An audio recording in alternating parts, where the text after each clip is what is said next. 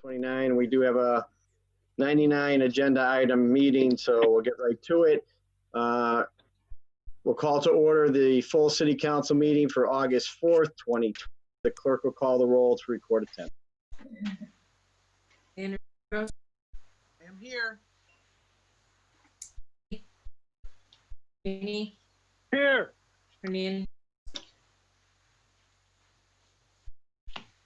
Hernandez. Oh, Leahy? she's having an issue with her sick father and won't be joining this evening. Message me about. Okay. Okay, thank you. Thank you. I'm present, Brenda. Leahy? Good evening. Present. Hello. LeBron Martinez. Here, can you hear me? Yep, we can hear you. I'm here. Yes. Leasing. Here. McGee. Here. McGivern. I'm awake. Murphy. Murphy. He stepped away, it looks like. Here. Sullivan. Here. Tallman. I'm here. Bacon. Here. All right, with that, we'll move on. First item on the agenda is a public hearing. It's the Gas and Electric Department requesting permission to locate line of wires, cable poles, and fixtures at the following locations: Russell Terrace, Allen and Waldo, Nonotuck, Parker Street and Beacon Ave. Is there anyone here from the Gas and Electric Department? Ryan, were they contacted or? I didn't contact anybody from the Gas and Electric or from. I don't usually do that when they have this kind of agenda item. I think I saw an email from somebody asking you for the link. No, did I not? I'll double check, but I don't Yeah, know. someone at 9 this morning, Vincent O'Connell, asked you for the link.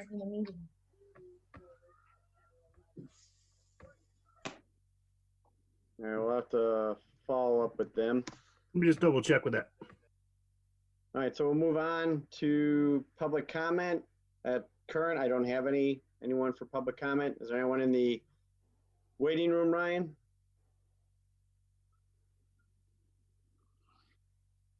No, there's nobody in the waiting room.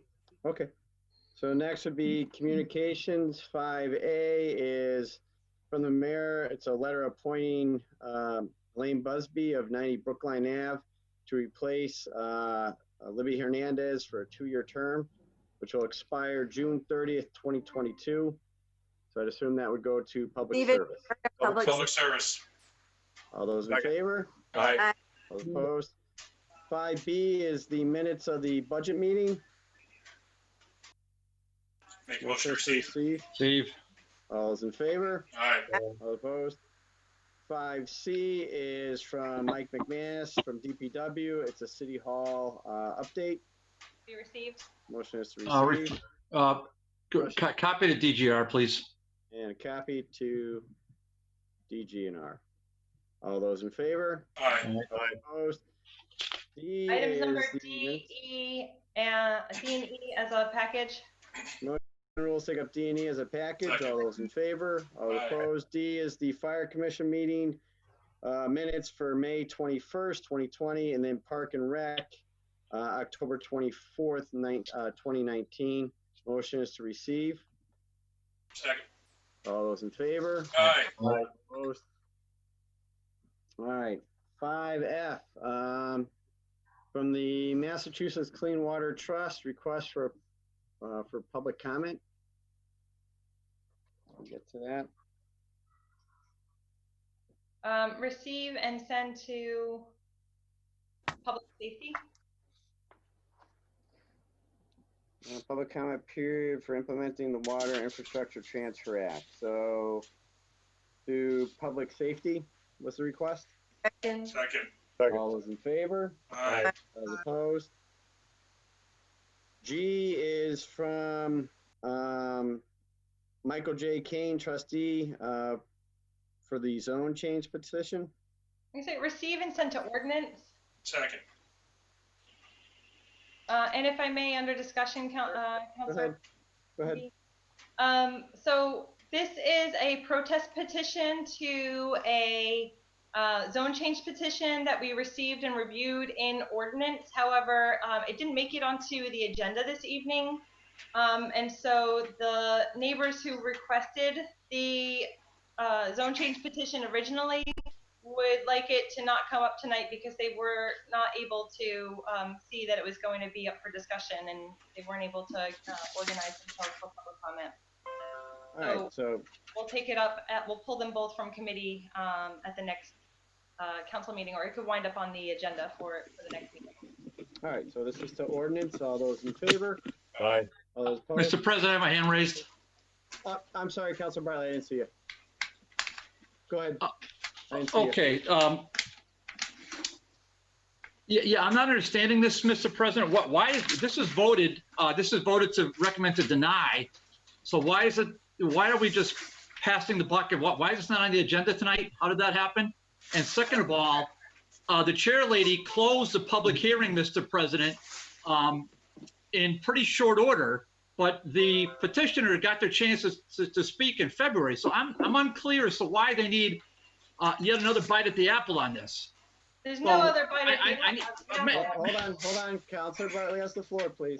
Do we have to do this dance every time, Let's Mr. go, President? Counselor. So the chair lady of ordinance had the public hearing, gabbled it down against my suggestion when we had the meeting in February, Mr. President, because the property owner did not appear, which was completely bizarre. And now we found that the property owner poses this.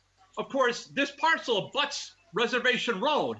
I'm not saying there's a conflict, but I'm saying we had the hearing. We had the hearing in February. The chair lady gabbled it down, closed the public hearing. It was denied in ordinance committee. Why is it not on this agenda tonight? I want that answered, and then the rest of it can be pro forma. But why is this not before us tonight, Mr. President? So, to Councilor Leasing, the question is, it was opposed in the ordinance committee on a vote. Was it not referred out, or what was the issue? It was referred out. I would love for it to be on the agenda tonight. And by the way, I did not unilaterally gavel it down. I believe we had a majority, if not unanimous vote of the ordinance committee that closed the public hearing that night. It's not like I act alone. I don't have magic powers, Councilor Bartley.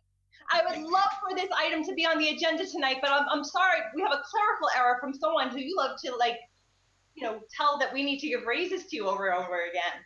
Meanwhile, we can't get things on the agenda. Thank you. But way to stay classy. Well, so Learn it from you, mister. hold on, order, please, order.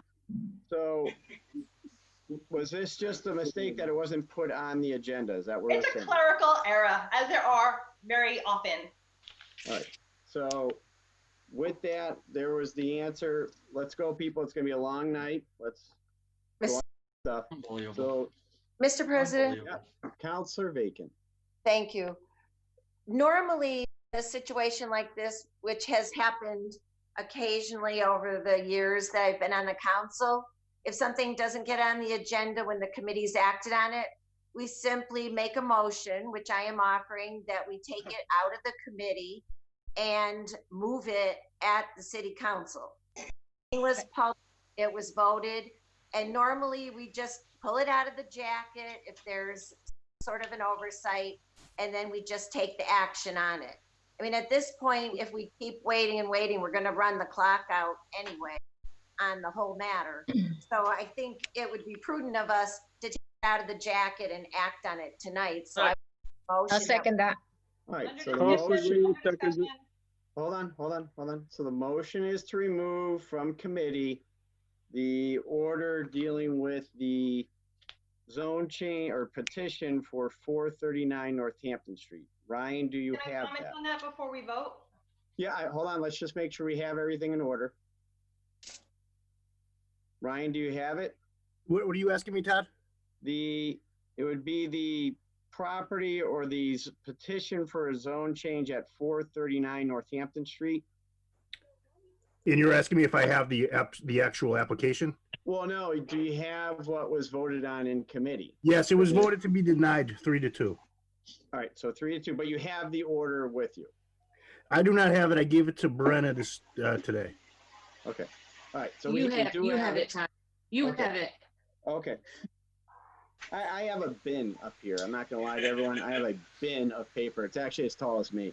And I'm 6'1½", so just letting you know. With that, Councilor Leasing.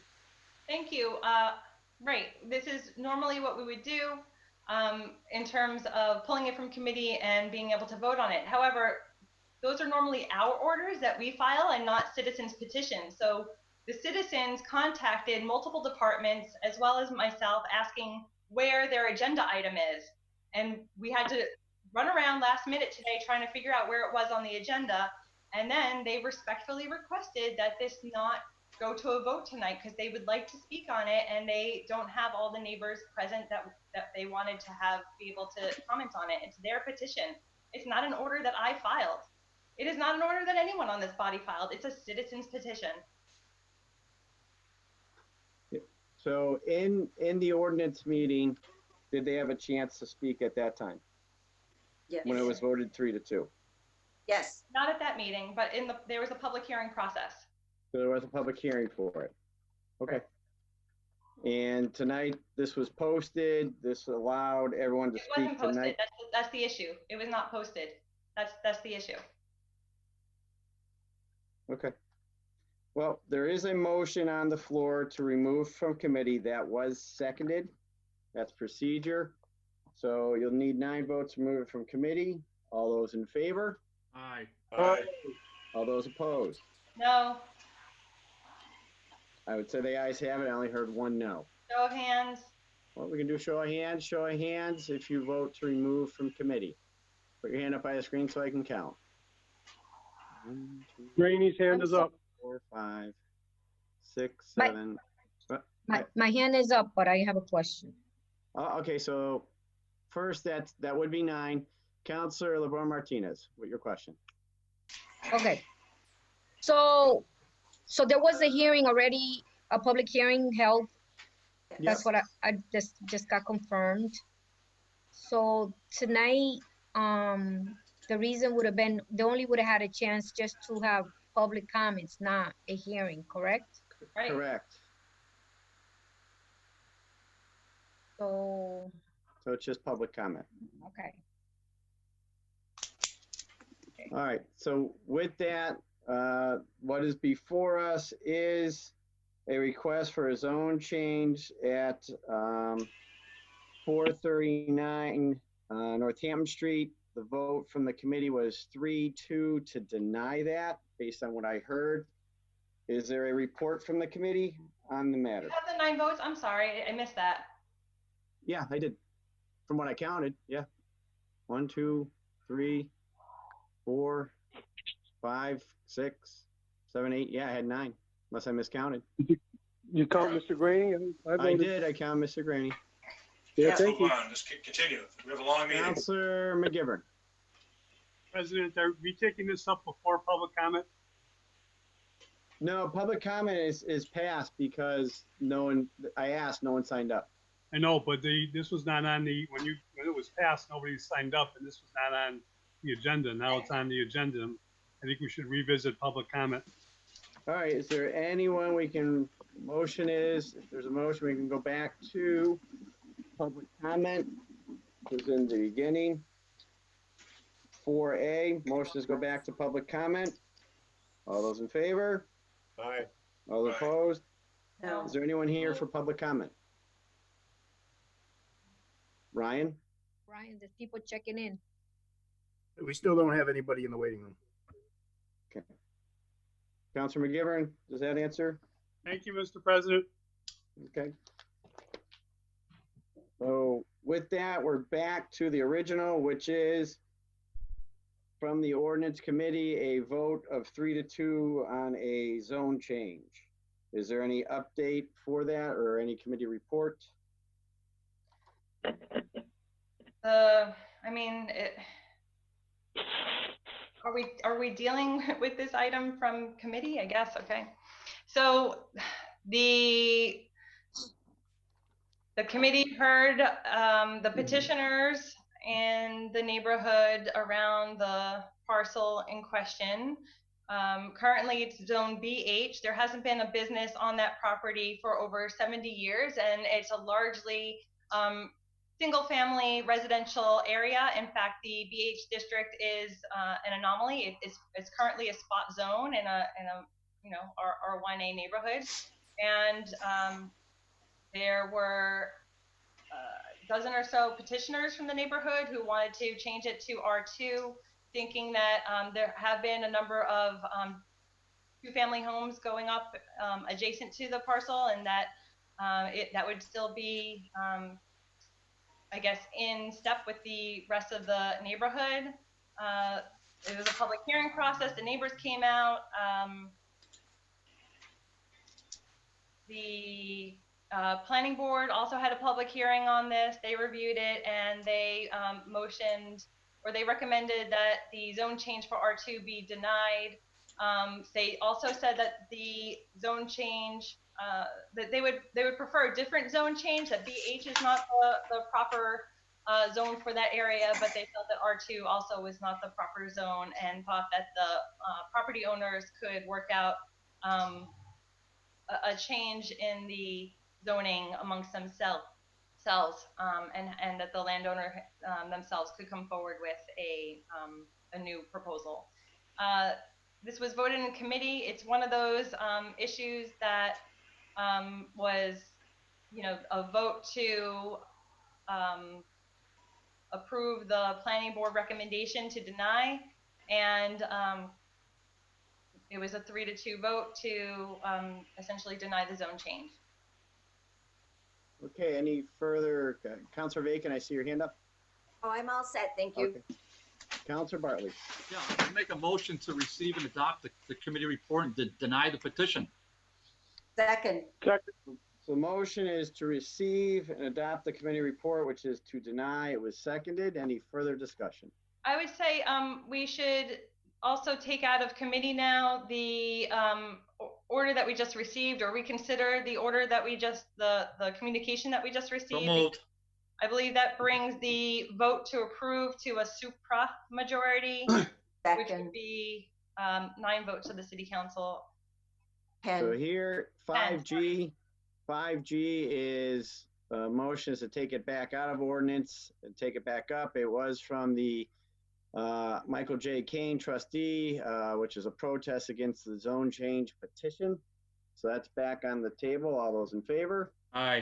Those opposed? That was 5G. So that's now with the ordinance for the zone change, which was to deny.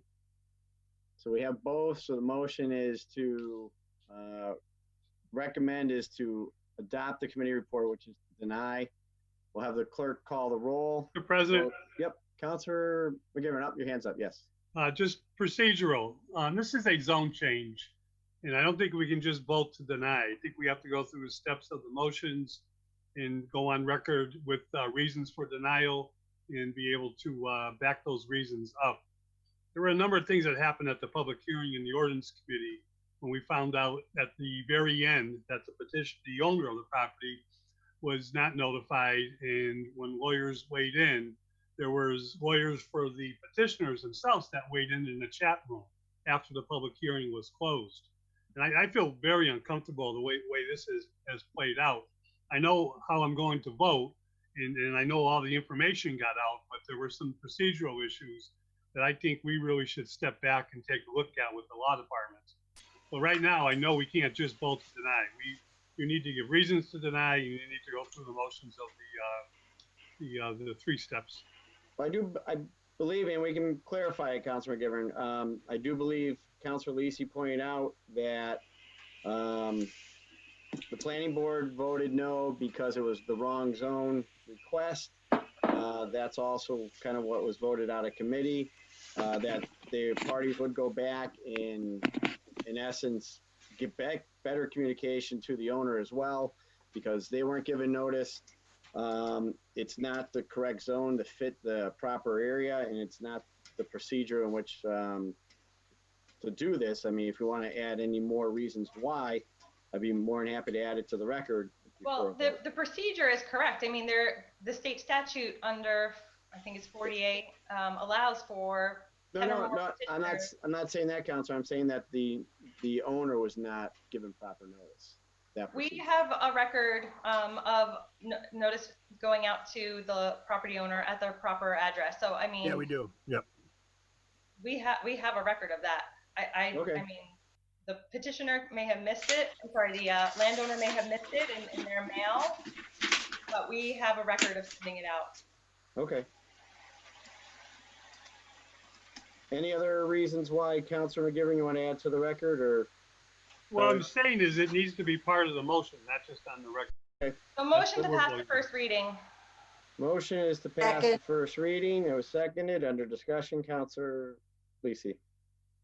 You want to list the reasons why, and then we'll go from there?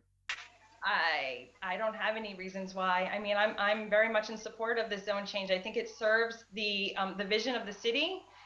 We haven't had business development in this area of the city in 70 years. We are now focused on a downtown plan for revitalization and bringing new businesses and new residential properties into the downtown urban core of our city.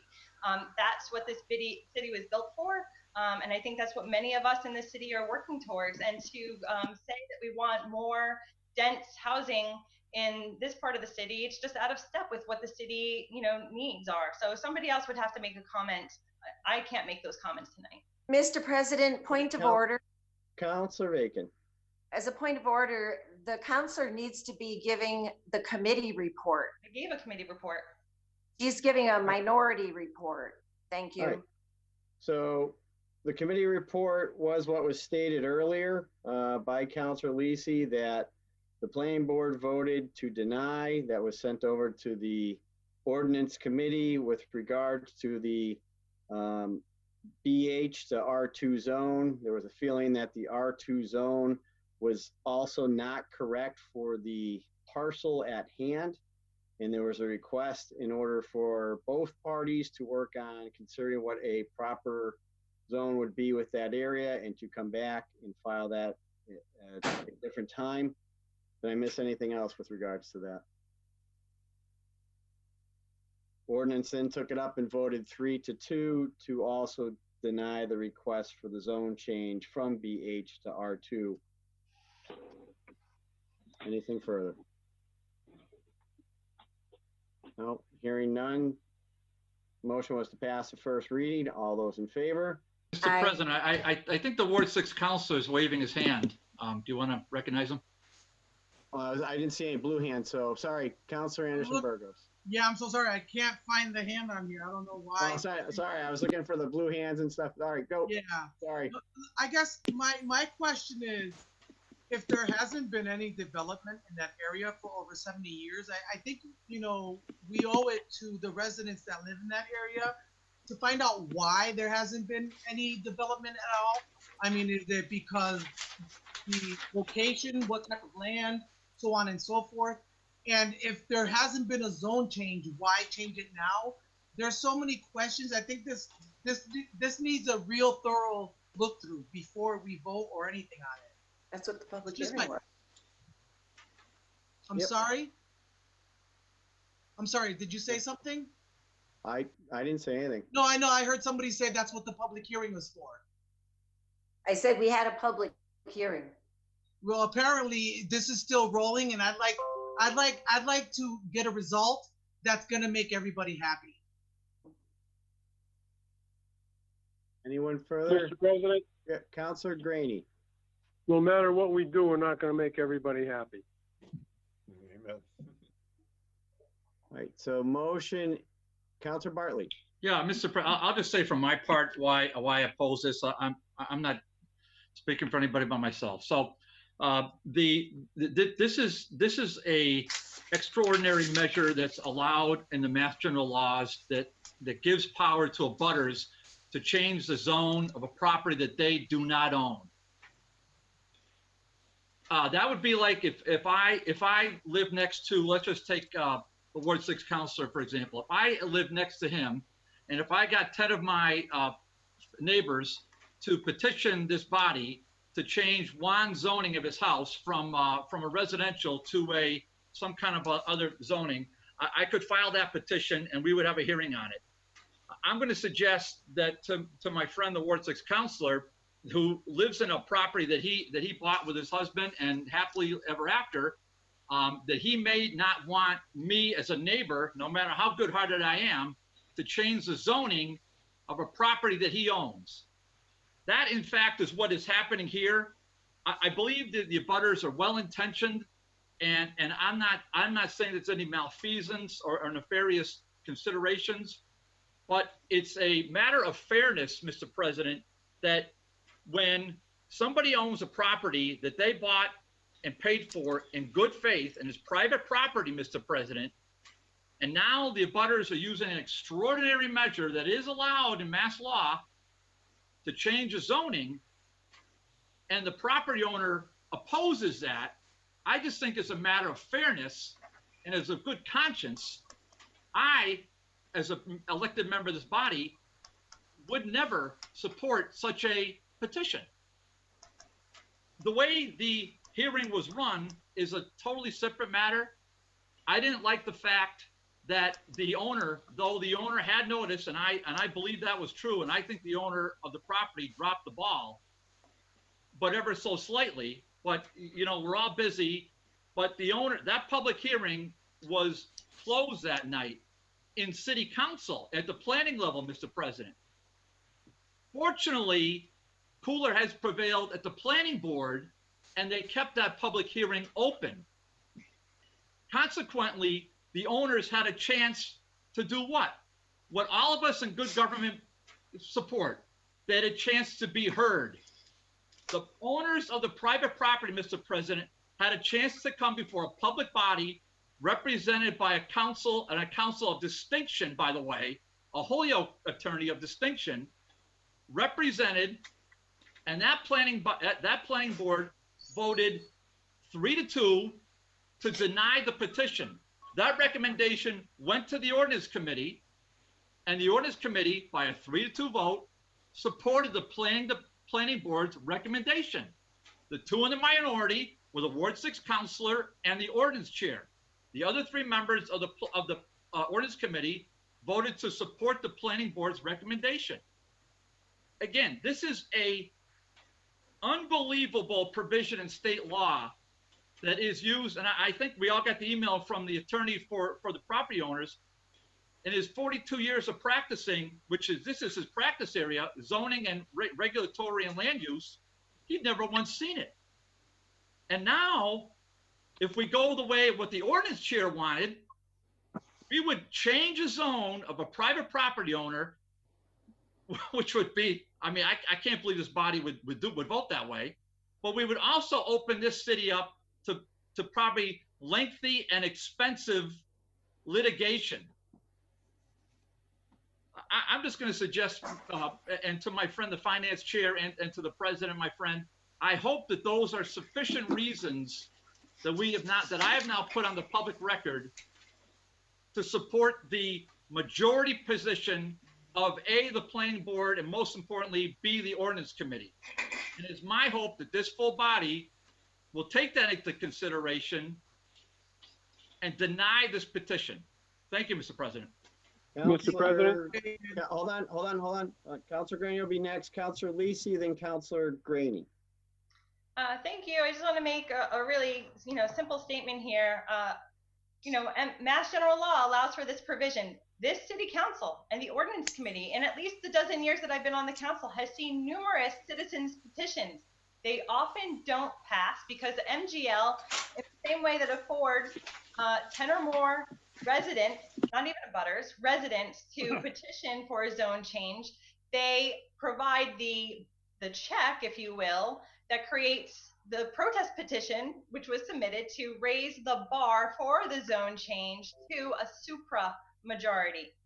So, I mean, both ends are there. I mean, to me, it's what's fair to this one property owner may not be what's fair to the rest of the residents of the city of Holyoke in terms of our long-term and I guess holistic, if you will, planning needs in the city. So I think that you know, we're putting very myopic, if you will, interests above the common good here. But that's just my opinion. Thank you. Councilor Greeny, then Councilor McGivern. Yeah, Mr. President, it seems to me, although it's not the same thing, it almost seems like this is eminent domain by private citizens to take over the ability to tell a private property owner what his zone or what his property should be used for. And I think that's wrong. I think it's ethically wrong, and I think it's morally wrong, maybe not legally wrong. Thank you. Councilor McGivern. Thank you, Mr. President. I'll be quick. On record, as I stated before, I know how I'm voting, although I feel uncomfortable with the way some of this has taken place. And nobody's fault, you know, but just the circumstances. When I originally heard the 10 person petition, the attorney who represented the petitioners, you know, I was saying I didn't get it, but then I heard what their arguments were, and they made good arguments. They made understandable arguments as to their residents, their neighborhood, and what was going on and what they thought was best. And quite frankly, you know, I said, well, this does make sense. And when we heard those arguments, you know, was led to believe, and I'm going to paraphrase a little bit here, but led to believe that the owner of the property, you know, was not in opposition of the zone change, and that the zone change petition itself took into some consideration of the owner of the property having to be able to still develop it, although not commercially. When we heard later from the owner of the property's attorney Driscoll, it put a whole different light on the picture. And I say that because we should not be changing someone who has bought property, whether it's for investment, whether it's for their home, whether it's for both. You know, we should not be changing the zone on them unless there's an incredible reason and something that we do across the city. We did that for the downtown residential zone. We're looking at that for shopping zone districts. In the past, we've done that. But this is different. This is one piece of property. The history of this property is Route 5. That property was commercial before 91 was ever built. That property was part of what Route 5 in our history is about. I hope it's never developed with something under business highway, but at this point in time, because the owner of the properties is in opposition, I cannot in good faith vote for the zone change itself. Anyone further? Hearing none, so that was, the motion was to pass the first reading. All those in favor? Aye. All those opposed? Motion is to pass the second reading. Second. All those in favor? Aye. All those opposed? Motion, it's not ordained, so I'm unclear about what I would do here. Motion that the committee report be adopted. Motion is that, I agree, that the committee report be adopted to Deny the petition. deny. Clerk will call the roll. If you vote yes, you're voting for the denial. If I Yep. Councilor Murphy, hold on. I had my hand up a little while ago, but somehow I came back down. I even did the blue hand there. But I just, you know, I was impressed by the petitioner. I was impressed by the petitioners, just like Councilor McGivern was. But again, I go back, and I thought the planning board made a pretty interesting recommendation. Both the idea that the zone change as proposed was probably not the best thing to do, and also the concept of maybe putting the parties together and trying to come up with something that works for the landowner and works for those residents. And I think, and I agree with many people. I'd have a hard time voting for a zone change on someone else's property. Not that I wouldn't recommend it, but only if it was going to be beneficial to them. And in this particular case, I'm not sure that's the case, but it doesn't appear to be. But I do think, and I really hope, that both the owner and the petitioners can figure out a way to get together, work with the planning board, and come up with something that allows that owner to be able to have a good investment and the residents to feel more comfortable in their neighborhood. Thank you. Mr. President? Yeah, Councilor Greeny. Just one more time, would you clarify what the vote is going to be? A yes vote is for denial, I believe. Correct. So yes is to adopt the committee report, which is to deny. Thank you. You're welcome. So the clerk will call the roll. If you vote yes, you're voting to deny. Anderson Burgos, Yes. Bartley, Yes. Graney, Yes.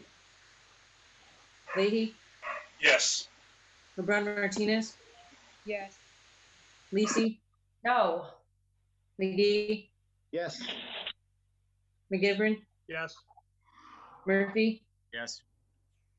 Sullivan, Yes. Tallman, Yes. Bacon. Yes. 11 yeas, 1 nay. With your vote, you approve the denial. I just got an email or an update, sorry, an update that Vincent O'Connell from Gas and Electric is online. So I make a motion to go back to public hearing. Second. All those in favor? Aye. Opposed? So Ryan, can you bring Vincent on? He's on. Is on? President? Yeah, Councilor Bartley. Yeah, I'm just gonna make the motion to take this off the table and then open up the public hearing. Second. Motion is to take off the table, open the public hearing. All those in favor? Aye. All opposed? And we'll open up to Vincent to kind of give us an update as to what's going on. Hello? Hello. Can you guys hear me? Yeah. Okay, great. Yes, so we have a few poll petitions. Well, first of all, Vincent O'Connell, Holyoke Gas and Electric, Electrical Division. We're continuing with our backyard service relocation project, which is one of our commissioner commitments here at Holyoke. We're looking at 3 areas in Holyoke that we're looking to transition to the front yard. And in doing so, we have to install 3 poles in 3 different areas. The first pole being between the property line at 63 and 65 Montauk Street. Customers have been notified of this pole installation. The second location is between the property line of 18 and 24 Parker Street. And also one more at the end of Parker Street on the corner of Beacon. And the residents have also been notified of these 2 poles in this location. And the last area is between the property line of 78 Allen Street and 58 Waldo Street, which I believe that's correct. Let me just double check that. Yes, yeah, so 78 is on the corner and then 58, so it would be on their property line. And again, both residents and the residents in that area have been notified of the work that we are doing in that area. Mr. President, are there any questions for Councilor Tallman? Yeah, Vincent, is there one more there that's listed here on Russell Terrace? Russell Terrace, yeah. Oh, that is my counterpart, Glenn Cartwright's project. Yes, that's correct. I just don't have the, I don't have a copy of his poll petition with me currently. You want to hold off on that one then, Todd, or? Well, I mean, it's going to be. I can, I know which poll it is. It's going to be a poll right on Russell Terrace that's going to be used to refeed the Peck School. Okay. It's across the street from where they're doing the development. I think they're townhouses. Right. Correct. All right, are there any questions or comments for Vincent with regards to these polls? I don't see any hands up or any blue hands. Motion would be to close the public hearing. Mr. President, you want to ask to see if the public wants to speak on this? Thank you, Councilor Riley. Is there anyone from the public to speak on this? Ryan, do we have anyone in the chat room, waiting room?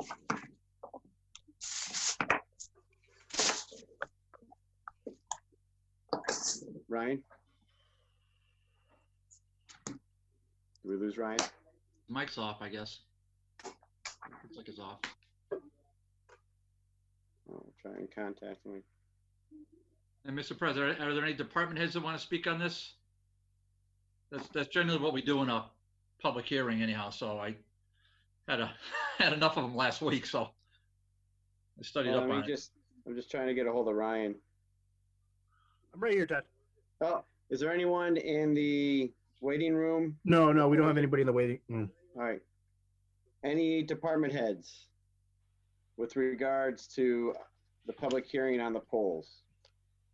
Mr. President, I'll make a motion to close the public hearing. Second. Motion is to close the public hearing. It was seconded. Seeing no other comments, all those in favor? Aye. All those Mr. President, I'll opposed? make a motion to, I guess, approve the petition. I'll second that. So the motion is to approve the petition for all 4 polls. Or the 1, 2, 3, 4. There's 5 of them, Mr. President. five. Five. I just, my phone went down and I don't have that page in front of me. So 5 of them. All right. That's ironic. Yeah, things are falling apart here, Counselor. You should see Lawler Street, Mr. President. It's like a war zone. I almost didn't get on tonight. The computer went down. So Brown I'm glad to be Ave, back in. Northampton Street. It's crazy. All right, it's back up. So, all right. So with that, the motion is to approve the petition for 5 polls. Clerk, do roll call for this one. Roll call. Roll call. So clerk will call the roll. If you vote yes, you're voting for all 5 poll locations. Anderson Burgos,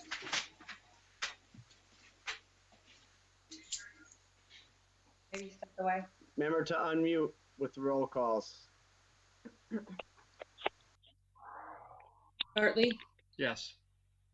Rainey, Yes. Leahy, Yes. LeBrun Martinez, Yes. Lisi, Yes. McGee, Yes. McGivern, Yes. Murphy, Yes. Sullivan, Yes. Tallman, Yes. Bacon. Yes. Unanimous vote. With your vote, you approved the polls. Thank you, Vincent, for being here. We appreciate it. Appreciate it. Thank you, city council members. Have a wonderful evening. Have a You good night. too. All right, so that brings us back to, that was 5G, 5H, which is a notice for outreach meeting for Exotic Farms LLC, 5 Appleton Street. Motion to receive. Motion is to receive. All those in favor? Aye. Aye. All those opposed? I is from just Suspend the rules and take up I and J. I and J. Motion is to suspend rules, take out package. All those in favor? Aye. All opposed? One is from Jasara Burgos. I hopefully I said that right. Wanting to be a member of the Holyoke Community Preservation Committee. And the other one is from Louise Zalzar, which is also asking to be part of the CPAC. Yeah, so at this time, Todd, maybe do you think we should just do the public service and go to a vote? Yeah, so I will also, if you indulge me for 1 second, there is a late file on a Richard Dominguez, who was also looking to be a member. Make a motion to go out of order and take that up as well. Second. Second. All those in favor? Aye. All opposed? Aye. This is Richard Dominguez of 567 Hampden Street. He also is asking to be a member of the Community Preservation Act. We'll take that one up with I and J. And what we'll do is now go to public service. I do believe there was a little issue here in a sense that was supposed to be on the committee report, but it's somehow didn't show up. So Council Leahy, a motion to remove from committee. Yeah, Mr. make President? a motion to remove from committee. But one of the things I do want to let people know before Jimmy? we discuss. Hold on, Jimmy? hold on. Yes. Jimmy, I just want to take up 16T because I think that's all related to this as well. If we could just move that along as well, Jimmy. I'm sorry. I apologize. No problem. 16T. Yep, so go out of order to 16T. All those in favor? Aye. All opposed from Council McGee, order that the city council appoint a new CPA member replacing Elaine Pluta. Here we go. Good job. Thank you, Jim. Sorry about that. All No those problem. in favor, all Aye. those opposed. So Aye. now we'll go to public service, which is to take out a committee, the order, there was an order in there to interview the candidates. That was from a prior, but they did do the interview. So motion is to take that up from committee. Second. Aye. All those in favor, Aye. all those opposed. So Councilor Leahy, officially over to you. Yeah, thank you. So we had a Zoom meeting last night, and I want to just thank everybody that came on. Thank you to Councilor Leasing and Councilor Sullivan and Councilor McGivern. What we did was we only had the opportunity to interview one person because one thing or another, the people said they didn't get it the link until it was too late. However, one of the people emailed us today, Ms. Zaraya Burgos, and she did get the notice last week. So I just wanted to clarify that. And secondly, I just want to let everybody know that she doesn't live in Holyoke. She lives in Springfield. So when you guys are making your vote, you know, this is a CPA, which is in regards to how we spend Hoyokers' money. That's just my little editorial. But we did have a gentleman that was a very knowledgeable, very smart, very successful man. And I'm probably going to not do well with his name. Maybe somebody help me. But Louise Zalzar, he lives down near the YMCA, Suffolk Street. He's a filmmaker and documentarian, and he owned his own company. He flew all over the world, and I listed many different countries. And one of his loves really is the paper mills and downtown buildings. And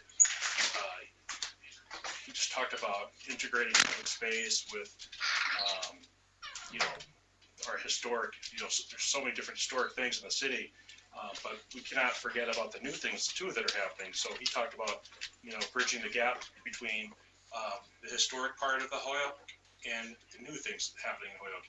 And if anybody else wants to jump in here, but he had a pretty successful career owning his own business, and just took a lot of notes. I mean, he gave us a lot of information.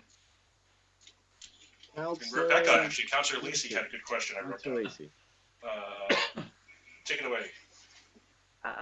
So I was just, I wanted to ask first, how did this come before the Public Service Committee? Because if these items were just filed as 16T this evening, how did we wind up having this meeting last night? I'll answer that. There was a prior order from me to replace a member of the CPA. We didn't put a name on it. I guess it was for, and I forgot the gentleman's name that was there. They asked that they couldn't find it at first, so I filed a backup order because the position that's really being filled is for Elaine Pluta, who is her term was up July 1st. Yes. So in order to make sure everyone understood, we put that on the agenda for tonight to let people know it really is for Elaine Pluta, but there was a prior order in there to fill a vacancy. So it just all came about. Okay, thank you. So and I'll just, you know, briefly reiterate some of the points that Councilor Leahy said. You know, Louise Zalzar lives downtown and has a history of using media to bring to life the memory and history of a place, while also integrating news stories and kind of creating new spaces, new public spaces out of the combination of the two. And I think that sounds exciting. You know, we wanted to make it clear that the CPA committee is not really in the business, if you will, of sort of creating projects, but they're vetting projects. But I think he has, you know, a good lens, if you will, or frame with which to evaluate the projects that are coming in regards to community preservation, historic preservation, and parkland. Anyone, Councilor Sullivan, your hand was up? Yes, thank you. Sorry. Yeah, I had the chance to talk to Mr. Salazar last night also. And a very, very nice gentleman, but I was a little disappointed.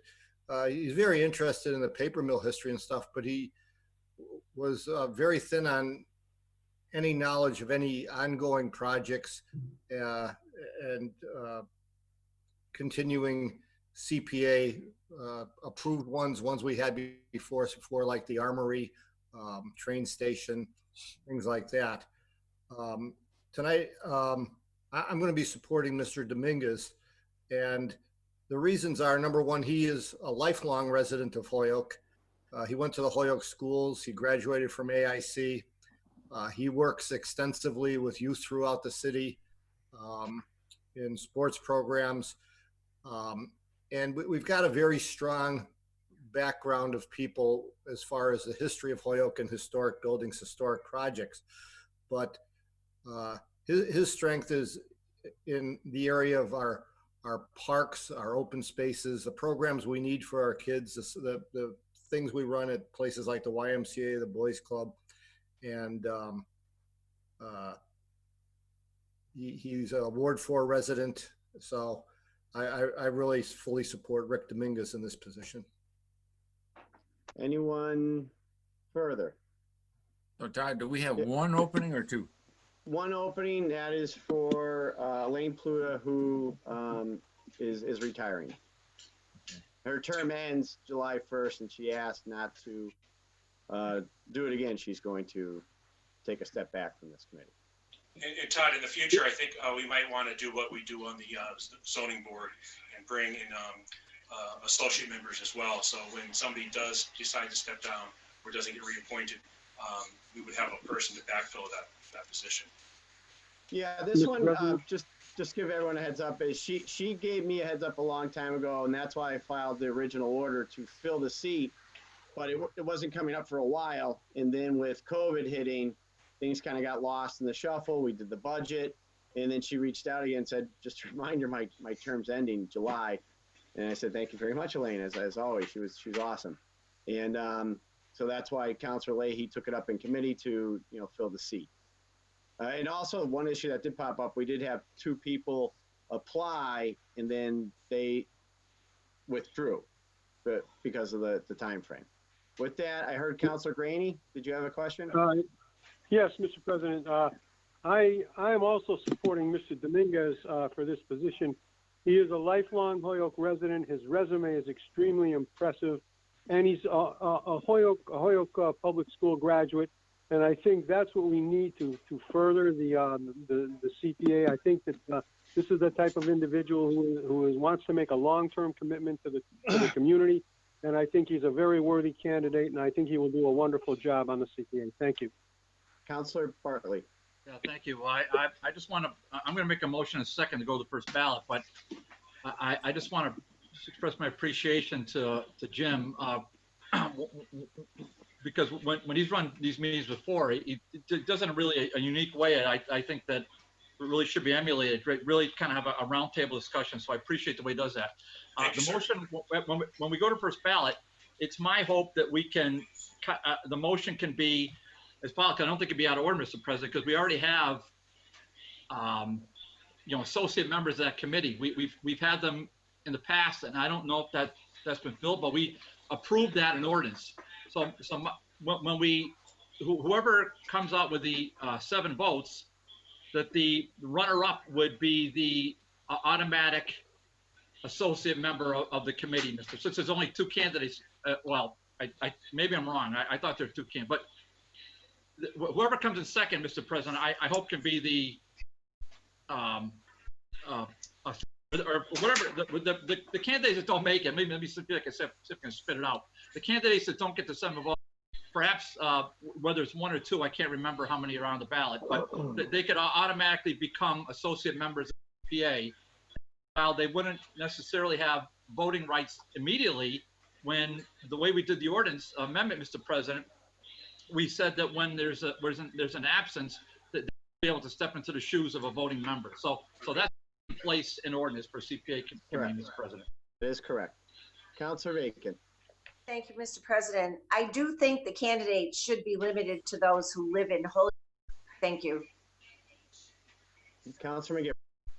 Just to clarify, I think it's, but the associate can stand to when a person is not, a member is not at the meeting, but an associate member does not take over a vacancy without a vote by this body.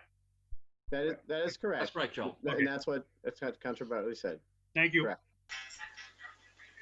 So with that, as just a reminder, when we go to the first vote, you state whoever you want.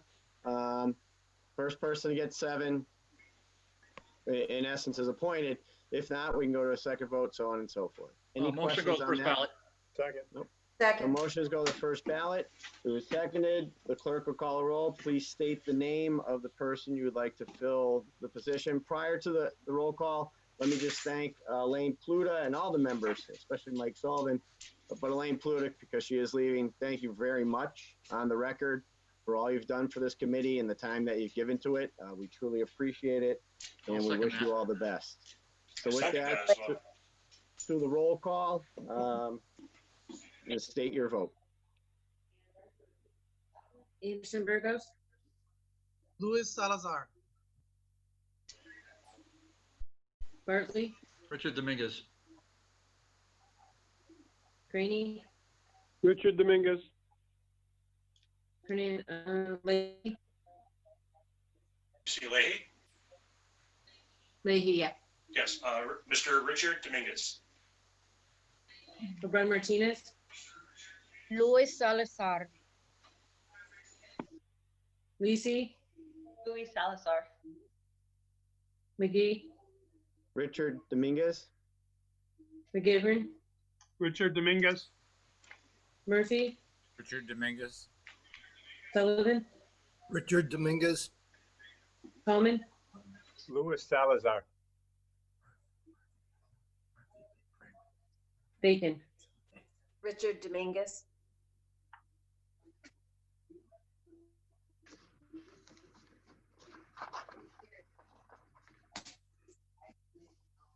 Richard Dominguez has 8 votes and Louis Salazar has 4. what your? Mr. President, point of order. Yep, Counselor Bartley. Yeah, would it be out of order? And I think it probably would be, but to nominate Mr. Salazar to be associate member right now, Mr. President? Do we have, who do we have there currently? I don't have that answer. Mike, sorry, Counselor Sullivan, do we have associates there already, or is that there's a vacancy? We have no associates at all right now. I mean, I don't think it's out of order. We can approve through ordinance to do that. So I like to make a motion to name Mr. Salazar to be the associate member of the CPA committee. Second that. So motion is to appoint the associate, which would be Louis Salazar. Hopefully I'm saying that right. All those in favor? Aye. All those opposed? Anything else on this matter? Hearing none, we'll be on. President, if I could. Councilor McGivern. I make a motion to proceed out of order to item number 16AG. We have a couple. Second. 16A and G. AG is the actual item number, 16. Oh, AG. I'm sorry. AG. Sorry. Jeez. This new system here, Joe, you know? I like this new system, but I went to print everything. It's 155 pages. Yeah, tell me about it. Get a couple of things of paper. I quickly learned how to print certain pages at a time. Right. And that's because I have 2 daughters that taught me. Hopefully Motion is that's to go out not of going to order happen to often, being that big. 16A and G. All those in AG. favor? Aye. All opposed? Or that, of course, Mass General Law, Chapter 44, Section 53A, the City Council hereby accepts the provisions of the City Council Complete Count Grant Program and authorizes the establishment of a fund. Thank you, Councilor Mr. McGivern. President. For the purpose of discussion, I would ask that we make a motion to receive and pass the first reading. I will explain it. We have a member of the department that is requested this grant. Mr. Morero is with us. One of his associates, Curtis, is with us also to speak to this. But if I could make a Motion is receive, Pass the first reading. adopt, pass the first reading. Second. And then Thank you. motion Just, is to, well, hold on, and to suspend the rules to allow Marcos and them to speak. All those in favor? Aye. Opposed, Councilor McGivern? Thank you. All yours. On my part is, the reason I'm asking that this be voted on this evening is we learned today that the federal government, the census people, have decided that they're going to move the end of the census date to from October 30th to September 30th. I'm not sure if Brenna's heard that, but I just heard that today. This is a grant that was requested some time ago and got trapped in the COVID emergency and didn't get to the city. And our new state senator helped us open up the doors to get this. It's $25,000 from the Secretary of the Commonwealth. The purpose of it is to enhance the taking of the census itself. And it specifically cites looking for areas where it is very difficult to do the census, which right now is the entire country because of COVID. But it's certainly looking for those areas where we have a lot of rentals, a lot of low income, a lot of people that sometimes need that extra encouragement to be counted. The $25,000 I think would be well spent. It would work closely with the city's complete count. I'm gonna let Marcus take over in a second before I mess any of this up. But with the complete count project members who are working on this, and I think the way they're going to use this is unique because of COVID, and I think it just might help to get some make sure that we're counting everybody. One of the most important things about the census, and there's a lot of important things, is it determines what we are eligible for federal grant money in the future. This is a 10-year determination, and once this count is done, we don't see it and we can't amend it for 10 years. So it's highly important that if we have 41,000 or 42,000 people, we get that count. If the count goes down, especially if it goes down below 40,000, it's going to have a significant impact on stuff that comes to us from the federal government. So I would just ask that we could hear from Mr. Marrero, and Curtis could answer some questions for us. Perhaps we could take a shot at passing this evening so we could use it before the census date expires.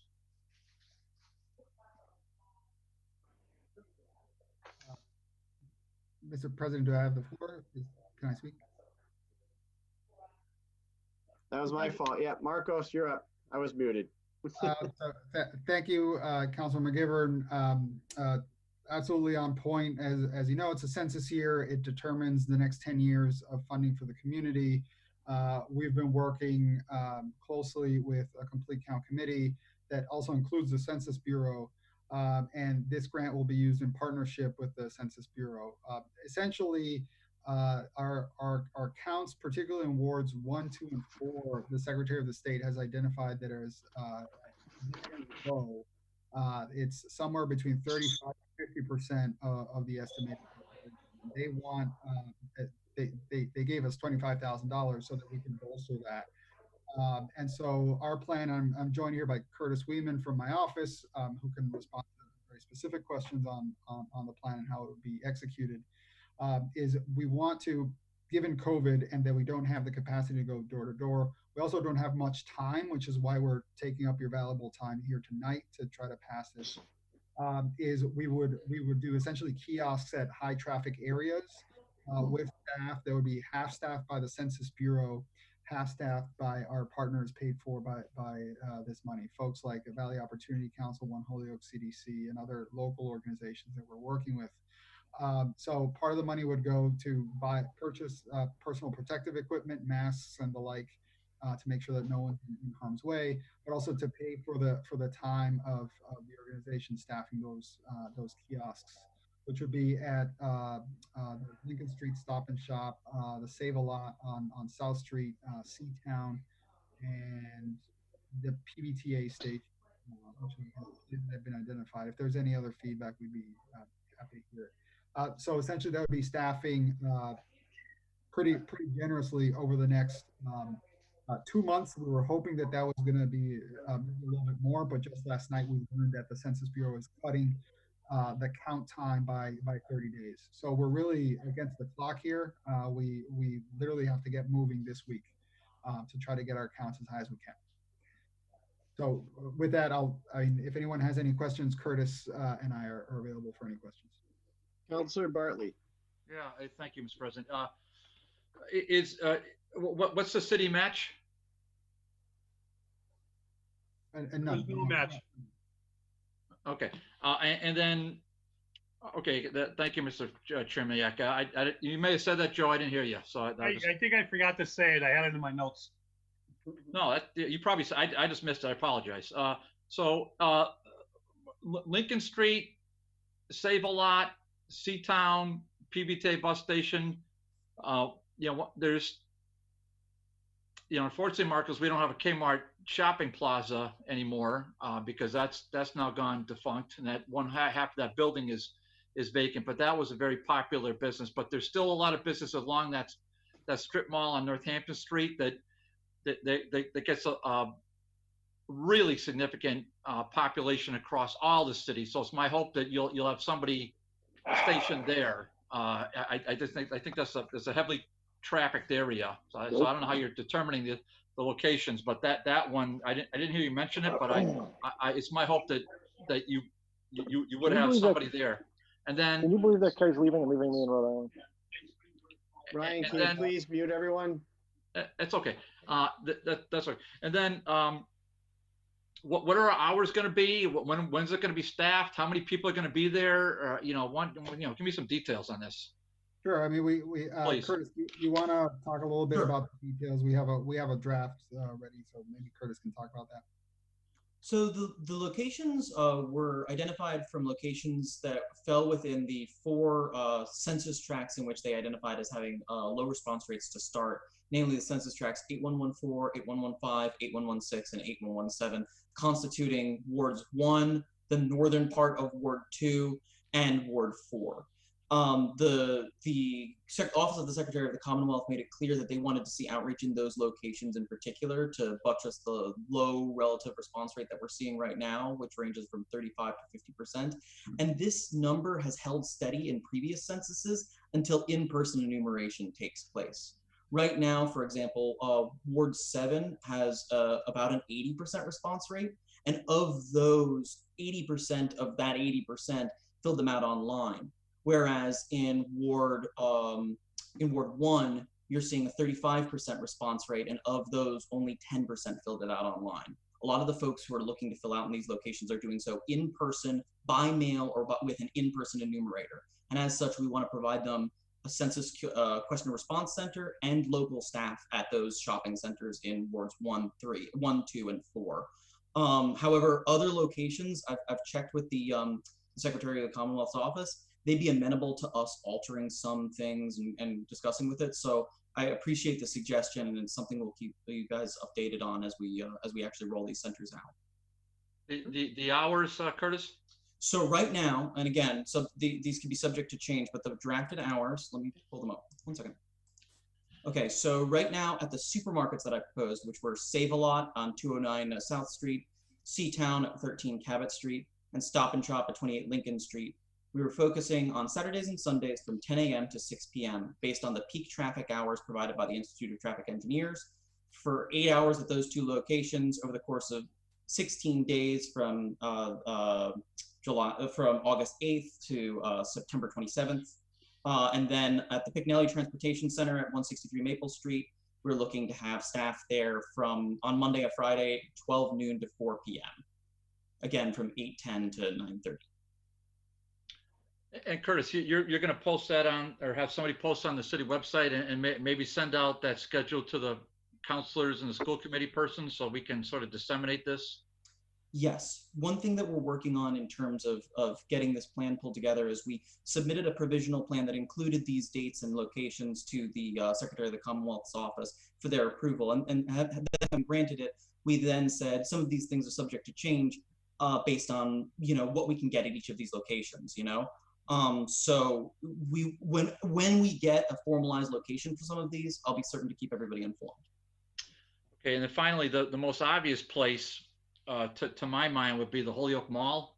I mean, that I realize that is a cross section of New England, but there are many Holyokers who go there from every ward, every day, every hour, and it would be. And I realize there's multiple entrances, but that might not be the worst place. Maybe somewhere set up in the middle. I know the mall is pretty cooperative to most public things, so it's my hope that you would reach out to the mall as well, Curtis. We've been in dialogue with them both before for mobile question response centers, and in particular with this plan, they said they'd be amenable to suggestions, and this funding potentially covers space in the mall should we need to cover rent for it. So I look forward to seeing the schedule, and you'll keep us posted on and I'd like to see the percentages too for the various wards. That would be the stats you just announced. If you would just maybe send those out as well, that would be helpful to me. I actually have the link pulled up right now. So if we either re-enable chat, I can give the link to it, or if we make me a co-host, I can screen share to show it. Oh wow! Now you're getting super technical, Curtis. This is not the group for that. I'll just take an email if you would. I will send an email later with the information that I have. Yeah, thanks. And I will also loop in Susan Hagan, who is our regional census coordinator. She's a huge resource at answering these questions. And yeah, we had her in committee way back when, and she was really well prepared, and it was an informative session.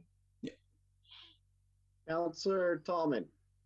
I think most of my questions were answered. Dave, most of the questions he come up with, I was going to ask. Marcos, on the start date looks like it's this weekend. Do you already have the agencies in line to do the work? We haven't contracted with anyone.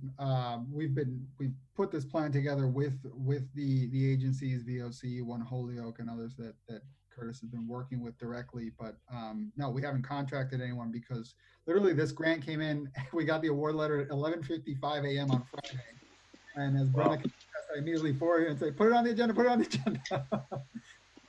And would it be possible for Marcos or Curtis, for if there was people willing citizens in this area to volunteer, would that be possible?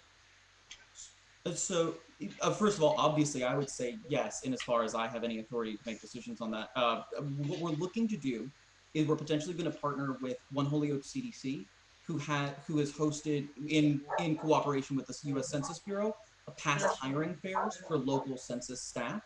And since the census didn't hire all of them, there's a pool of folks who are left over from the last hiring fair who are still looking for census jobs, for which this would cover a good amount of those hours. We're additionally happy to host an additional job fair to fill any of those positions.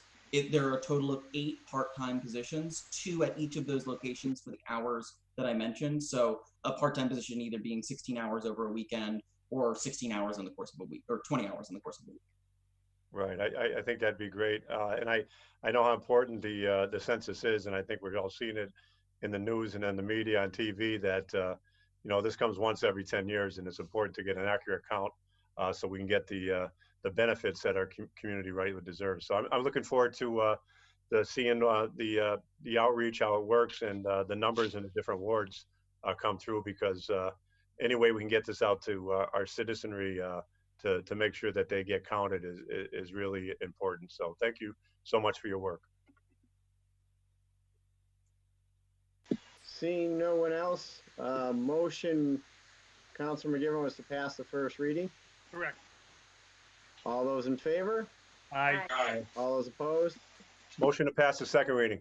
Motion is to pass the second reading. The clerk will call the roll. If you vote yes, you're voting for the acceptance of the grant. Anderson Burgos? Of course. Remember to unmute on roll calls. Unmute. Anderson Burgos? Yes. Bartley? No. Bartley? Hector, I can do that. Can you give us the information? I can do that. Don't do it right now, just so that I can show you how to do it. Bartley? You want to give me your information and I'll. I'm a yes. Councilor Martinez. Graney? Yes, sorry. Well, no problem. We're gonna do the roll call. Leahy? Yes. LeBron Martinez? Leasing? Yes, yes, sorry, yes, guys. No McGee? problem, no problem. Yes. McGivern? Yes.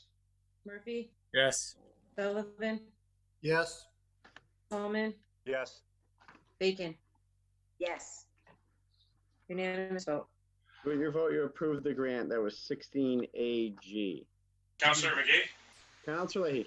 Yeah, I'm sorry, I had to step outside for a second.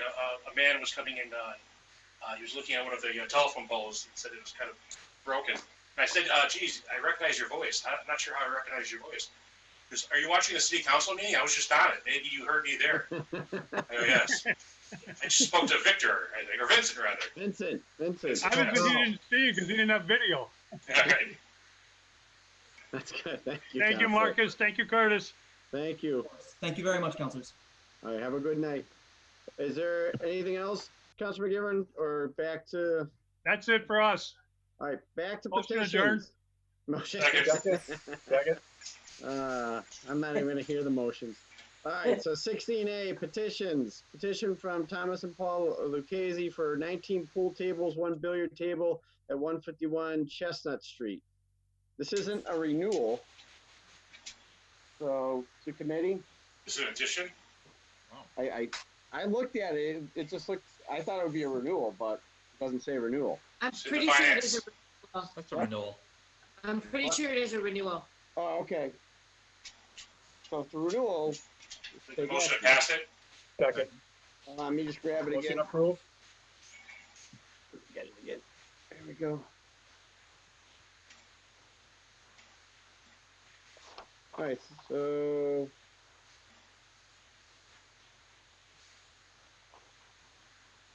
Nothing to do with taxes, so motion is to grant the renewal for 151 Chestnut Street.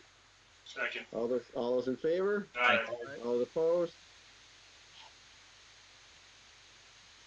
6B is for 324 Appleton Street. It's secondhand license. It's a renewal. To approve, so Ms. got all the things paid. Second. Second. I'm looking.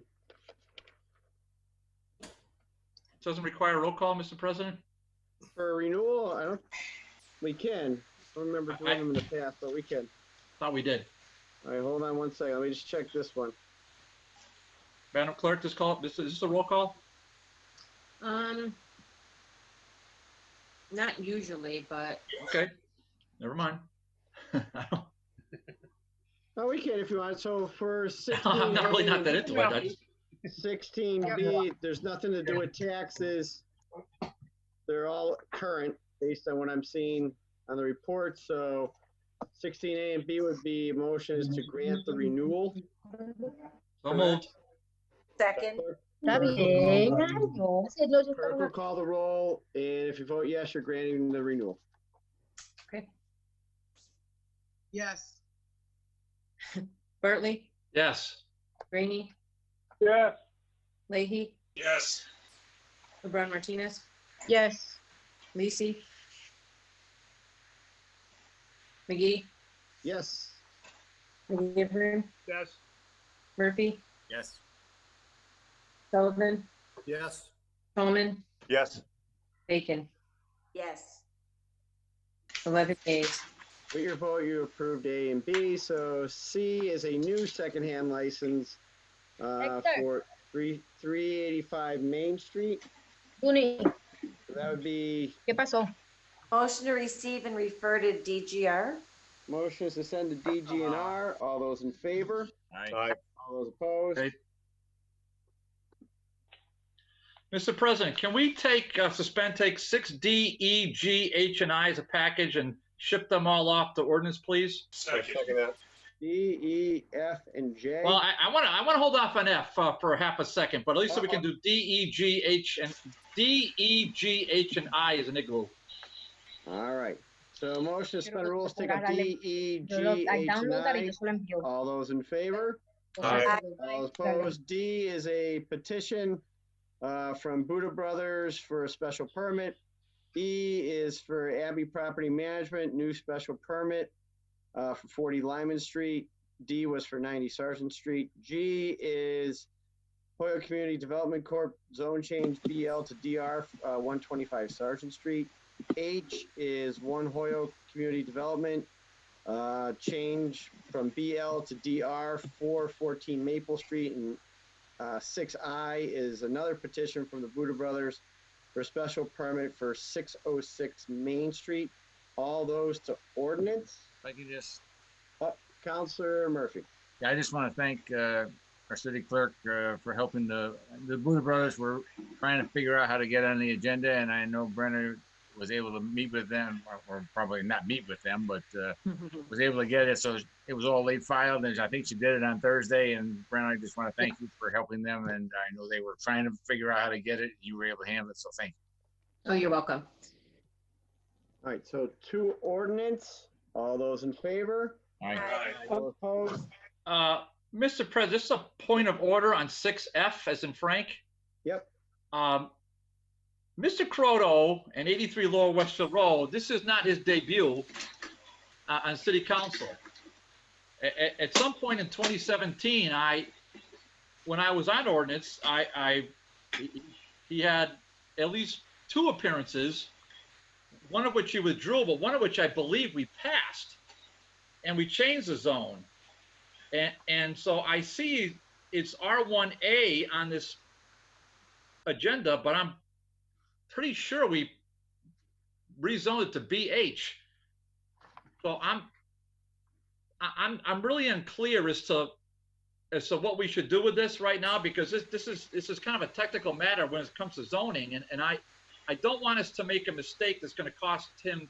Actually, it's not our mistake; it's his mistake. But I would rather not cost him any money if he's got a faulty application. Now, I'll defer to any other member of the ordinance committee. I'm not a member of that committee anymore, but I'll defer to their memories. But my memory and my notes said that we approved this and we changed the zone, and that was not his first time at the plate when we approved it. He's been before us on at least one other occasion. Yeah, I'm just looking at the application. This is for 70. So it says resident at 83 will be vacant by the end of July. There's not enough parking for commercial property at 79 Lower Westfield Road. And it looks as if they're trying to do R1A to BL at 79 Westfield Road. That's what I'm reading here. Okay, because I'm not sure if he came in for 83. No, this, But Councilor Leasing, or? I think there's 2 adjacent properties. One we probably changed already, and now he wants to create parking on the adjacent property, which would need a different change. Yeah, that's okay. So send it to committee, Councilor Bartley, or? Listen, I just want to get a clarification on the record. So that's your call. If you want to send it to committee, that's all good. But I don't know if this is worded properly, but I'll defer to you. We have to have a hearing. We don't have a choice here. Yeah. Councilor Bacon. I think this is the store, and it has a home next to it that was sought by the law firm in the past. And I think that's what brought it before ordinance in the past. Okay. Thank you. So this would go to ordinance. All those in favor? Aye. All opposed?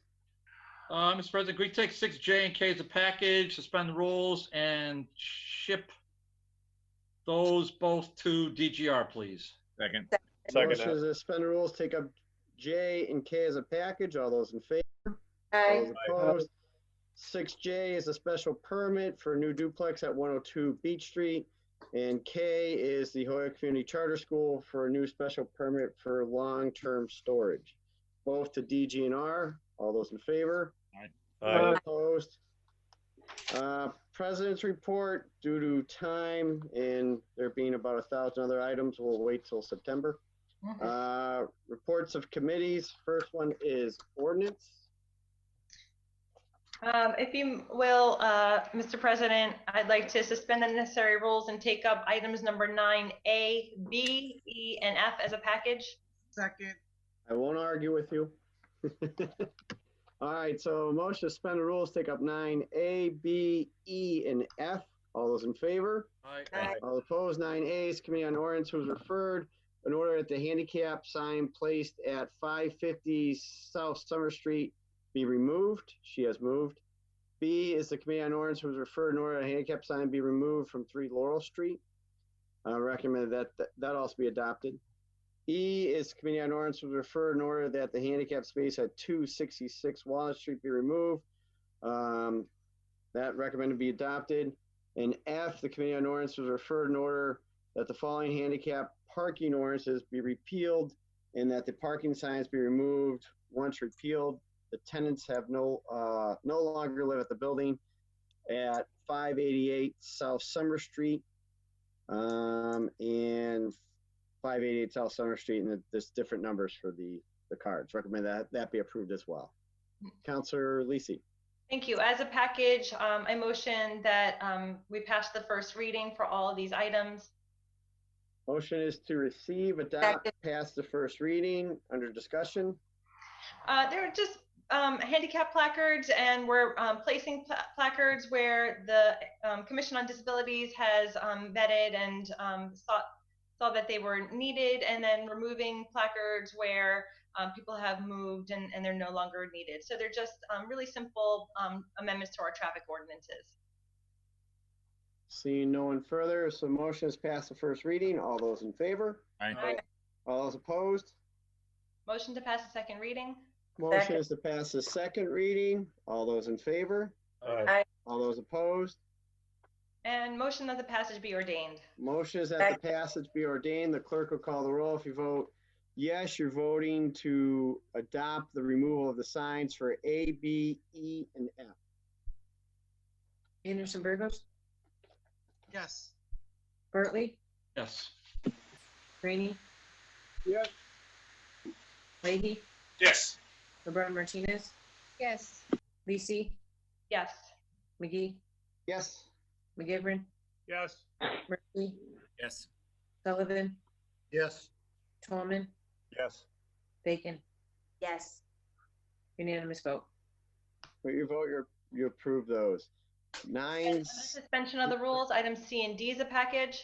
Motion to suspend the rules, take up C and D. All those in favor? Aye. Aye. All opposed? C is the Committee on Ordinance was referred in order that the parking on South Ray Street from 45 feet south of Jackson Street intersection on the east side of the street to a point 105 south of the intersection be posted as 30-minute parking from 9 a.m. until 7 p.m. Ordinance take effect July 1st, 2020. And then D is that the Committee on Ordinance was referred that a no parking be allowed on the west side of South Ray Street from the intersection with Jackson Street at a point of 180 feet south. This is to assure the fire apparatus can easily maneuver on the street. Also to take effect on July 1st, 2020. Thank you. Motion that we receive, adopt, and pass the first reading. Motion is receive, adopt, pass the first reading. Under discussion, Councilor Lisi. Thanks. These were filed by Councilor Murphy. They're all traffic amendments to create an ease of parking and flow of parking in the Jackson Street and South Ray Street area, where we have a number of new marijuana businesses coming in, including an additional business that we'll have on the agenda later tonight. So I'll let Councilor Murphy speak to the orders if there's anything to add. Councilor Murphy? Yeah, just, this is for Tiger Town, which is going to be opening at 56 Jackson Street, assuming everything goes the way we're hoping it goes. And the fire department went and inspected. It's a very narrow street, and they asked that the no parking on the other side be there so that their vehicles can get in and out. And everybody seems to be in agreement. The only thing I would say is we can't make it effective July 1. But as we adopt them, it'd be effective. We got it. Any further discussion? No. Motion is to pass the first reading. All those in favor? Aye. All those opposed? Motion to pass the second reading. Motion to pass the second reading. All those in favor? Aye. All opposed? Motion that the passage be ordained.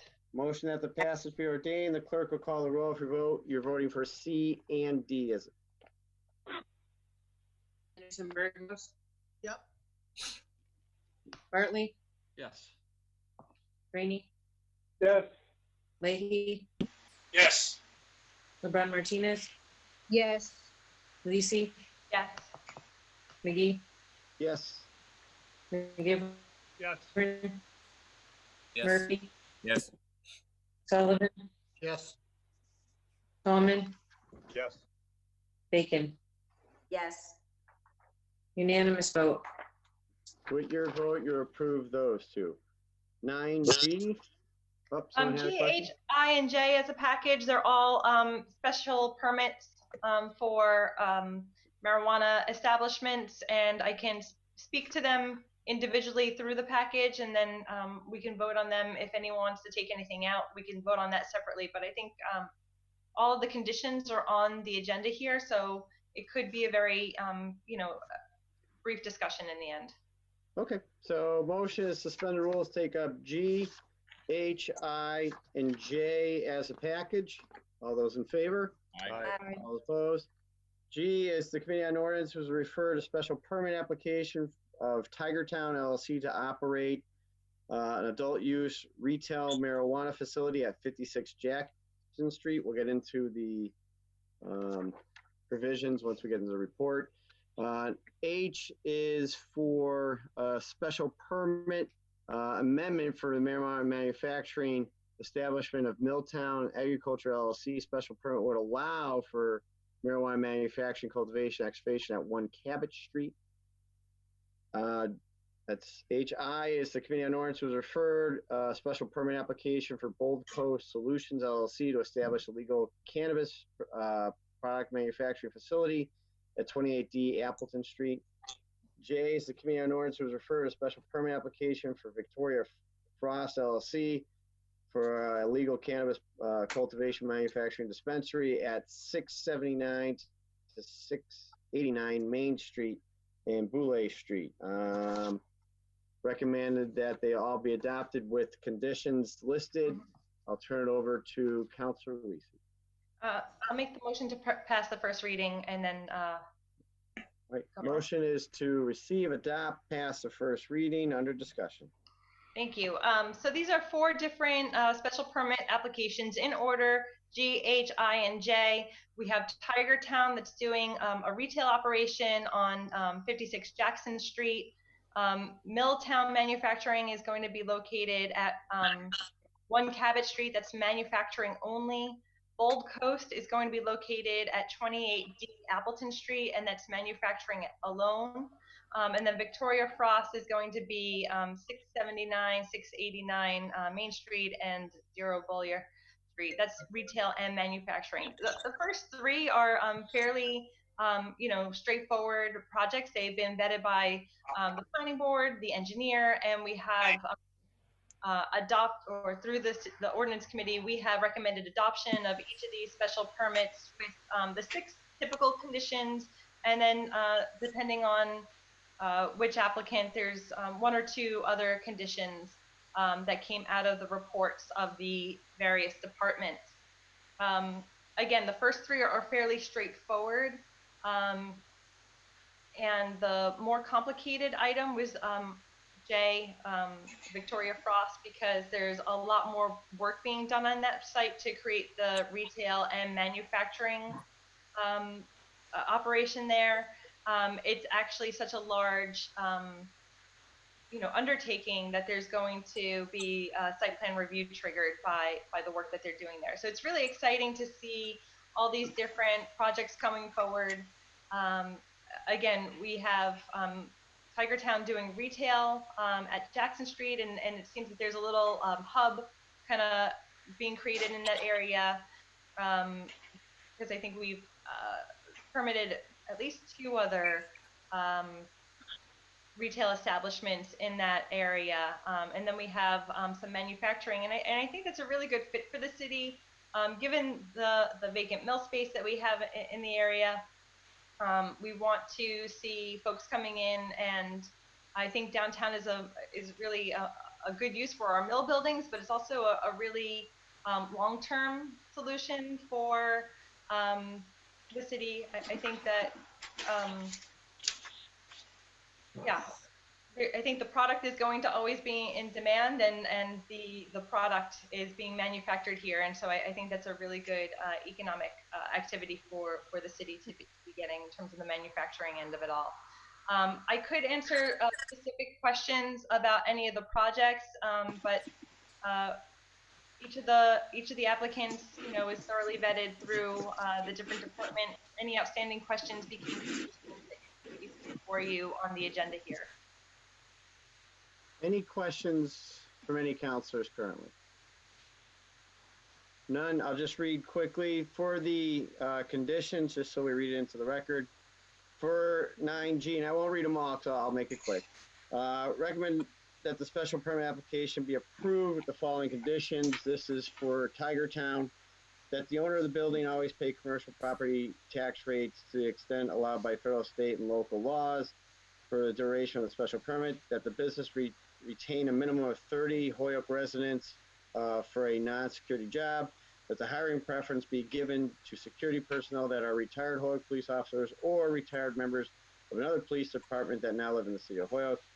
There shall be no marijuana consumption to be allowed on the site. There shall be no deliveries or retail or medical marijuana from the site to individual homes or residents or people. That the hours of operation are 8 a.m. to 8 p.m. Monday through Saturday, and 8 a.m. to 5 p.m. on Sunday. Condition 7 is asphalt sidewalk construction south of the building to a budding property line to provide safe travel. And 8, the setback requirement relief being sought are granted by ZBA. For the others, same conditions as 1 to 6, which is the hours, 30%, so on and so forth. But for 9H, which is Milltown, their 7th condition, formal documentation that locates existing sanitary sewer services and confirms it is separate from any roof or storm drain. With regards to Bold Coast, there's section 7.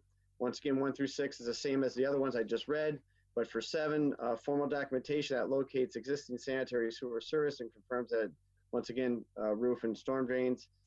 And I think for the last one, 7 would be that the site plan review be completed with the planning board and that all traffic issues are mitigated by the city engineer to the city engineer satisfaction. I think I got it all. You got it. That was a speed read. With that, no questions. All right, motion was to receive, adopt, pass the motion is to receive, adopt, and grant the permits for all of these. 4, yep. All those in favor? Aye. Aye. Well, actually, you got to do a roll call. I do apologize for that. It's a long night. Clerk will call a roll. If you vote yes, you're voting for all 4 special permits. Anderson Burgos, Yes. Bartley, Yes. Rainey, Yes. No. Leahy, Yes. LeBron Martinez, Yes. Lisi, Yes. McGee, Yes. McGivern, Yes. Murphy, Yes. Sullivan, Yes. Tallman, Yes. Bacon. Yes. 11 yeas, 1 nay. For your vote, you approved all the special permits. Okay, hey, Todd? Council Leahy. Yeah, Todd, I see we have a guest with us, Mr. Kasparian, Peter Kasparian. I wonder if we could take his item out of order. I don't want this gentleman having to sit around all night. What item is that, Councilor? Peter? Yes, I'm all set. Thank you. Oh, okay. I appreciate it. Oh, no worries. He's from Tiger Town. Tiger Town, yeah. Jim, just like that, we got it done for you. Amazing. Should we do the rest of the agenda that fast? 9K. I do believe that was still tabled. Instead of waiting disposition. Right, it's still in committee, so So that's fine. We'll just, it was not on the agenda in essence because there's no action yet.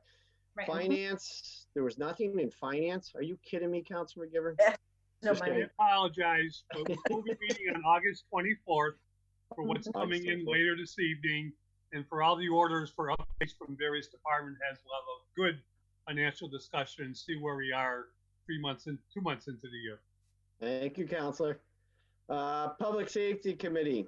Well, 11A, the Committee on Public Safety was referred in order that a stop sign facing north at the intersection of Portland and Mackenzie be made more visible to traffic moving from north on Portland Street, or that be moved to the other side. High bushes and parking vehicles are concealing the sign.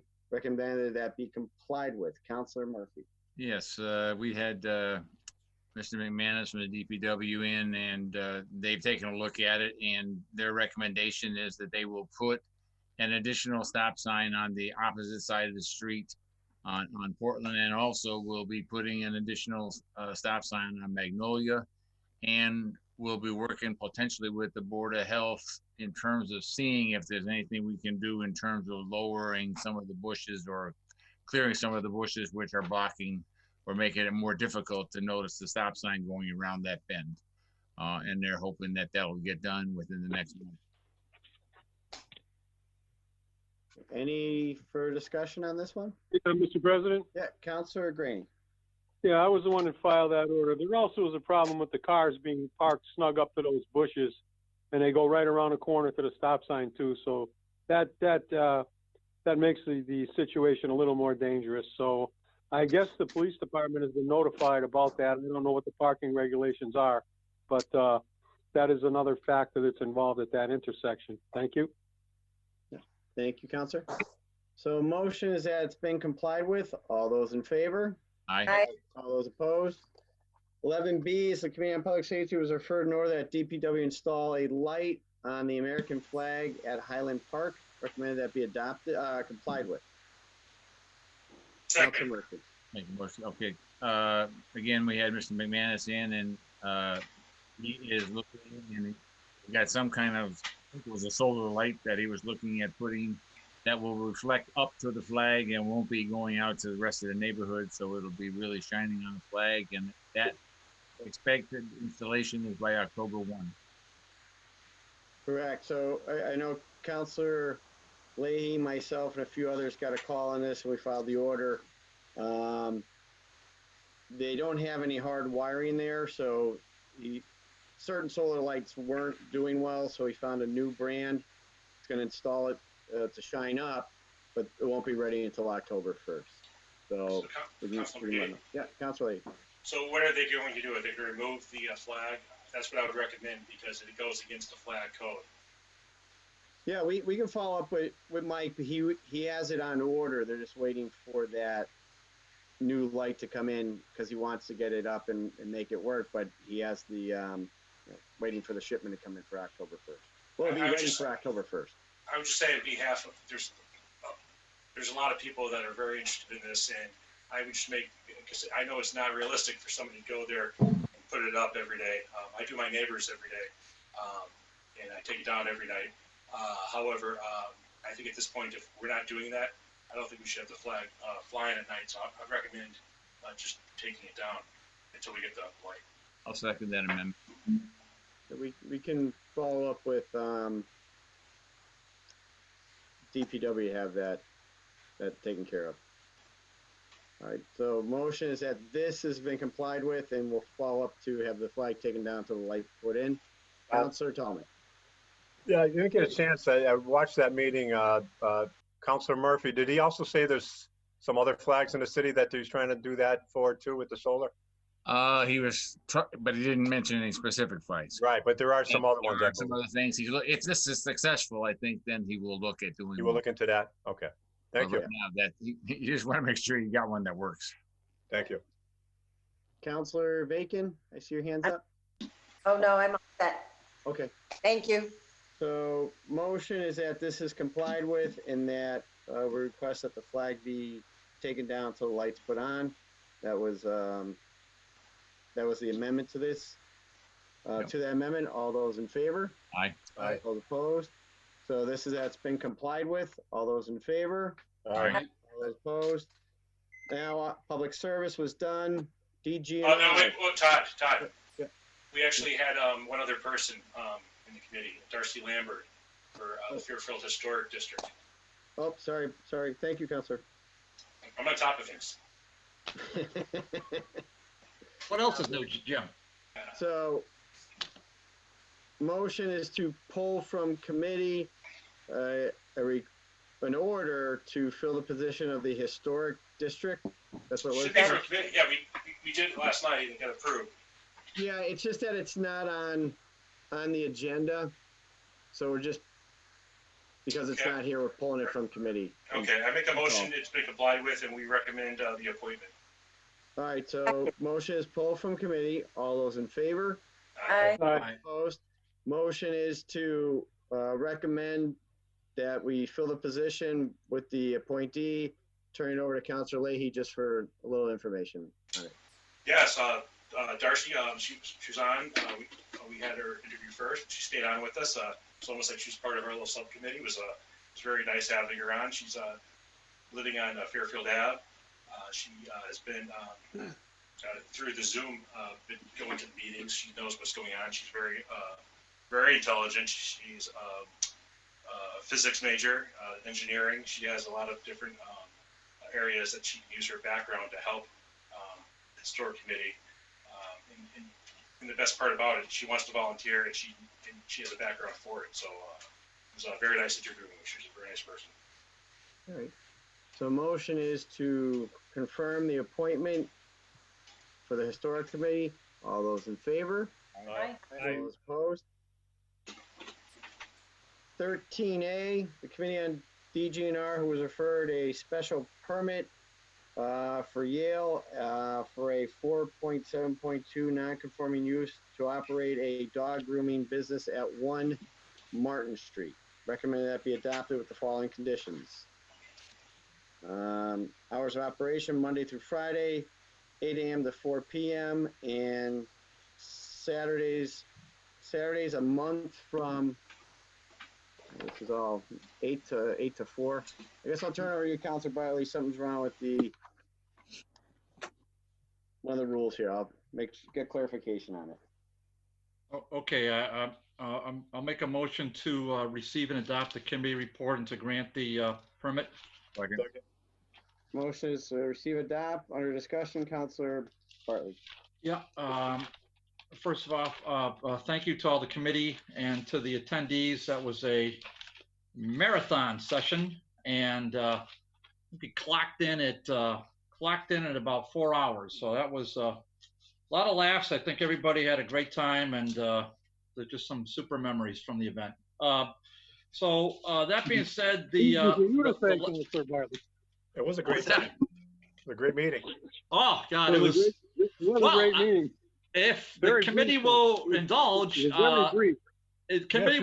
we did have one special guest who said that was the most fun he's ever been at a public hearing. So I mean, that was, I tell you, warmed my heart, and I even saw Councilor McGivern smile for once. So that made me feel good.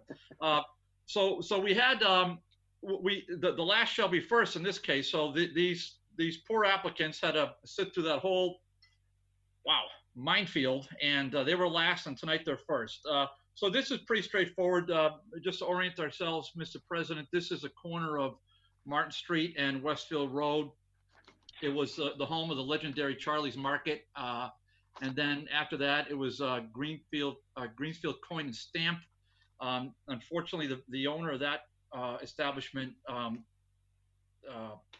passed away suddenly, and so the place has been vacant. And so we have a pre-existing non-conforming use as one of our favorite terms, and it's while the zoning doesn't comply because of pre-existing non-conforming, and it's not been vacant for 2 years, we can by way of a special permit and grant this. This is a really fortuitous situation, Mr. President. We have a wonderful business owner wants to lease the space to literally a husband and wife team that lives across Martin Street, and so their commute's going to be the length of crossing Martin, and it's a nice setup. the committee was very, very impressed, or I was very impressed as the chairman of the committee by the applicant.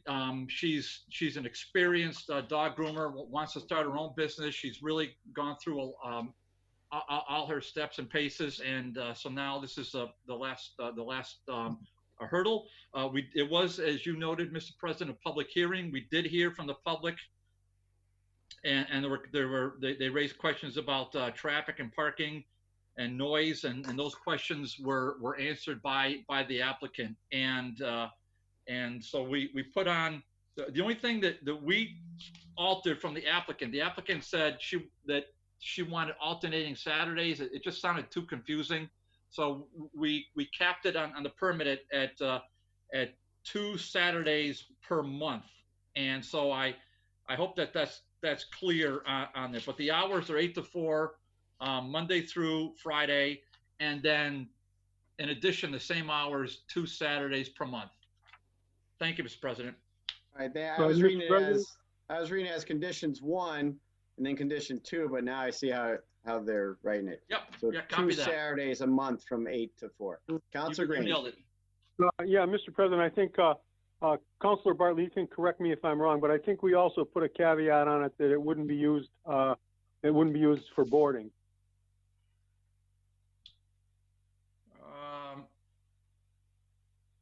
You know what? I don't.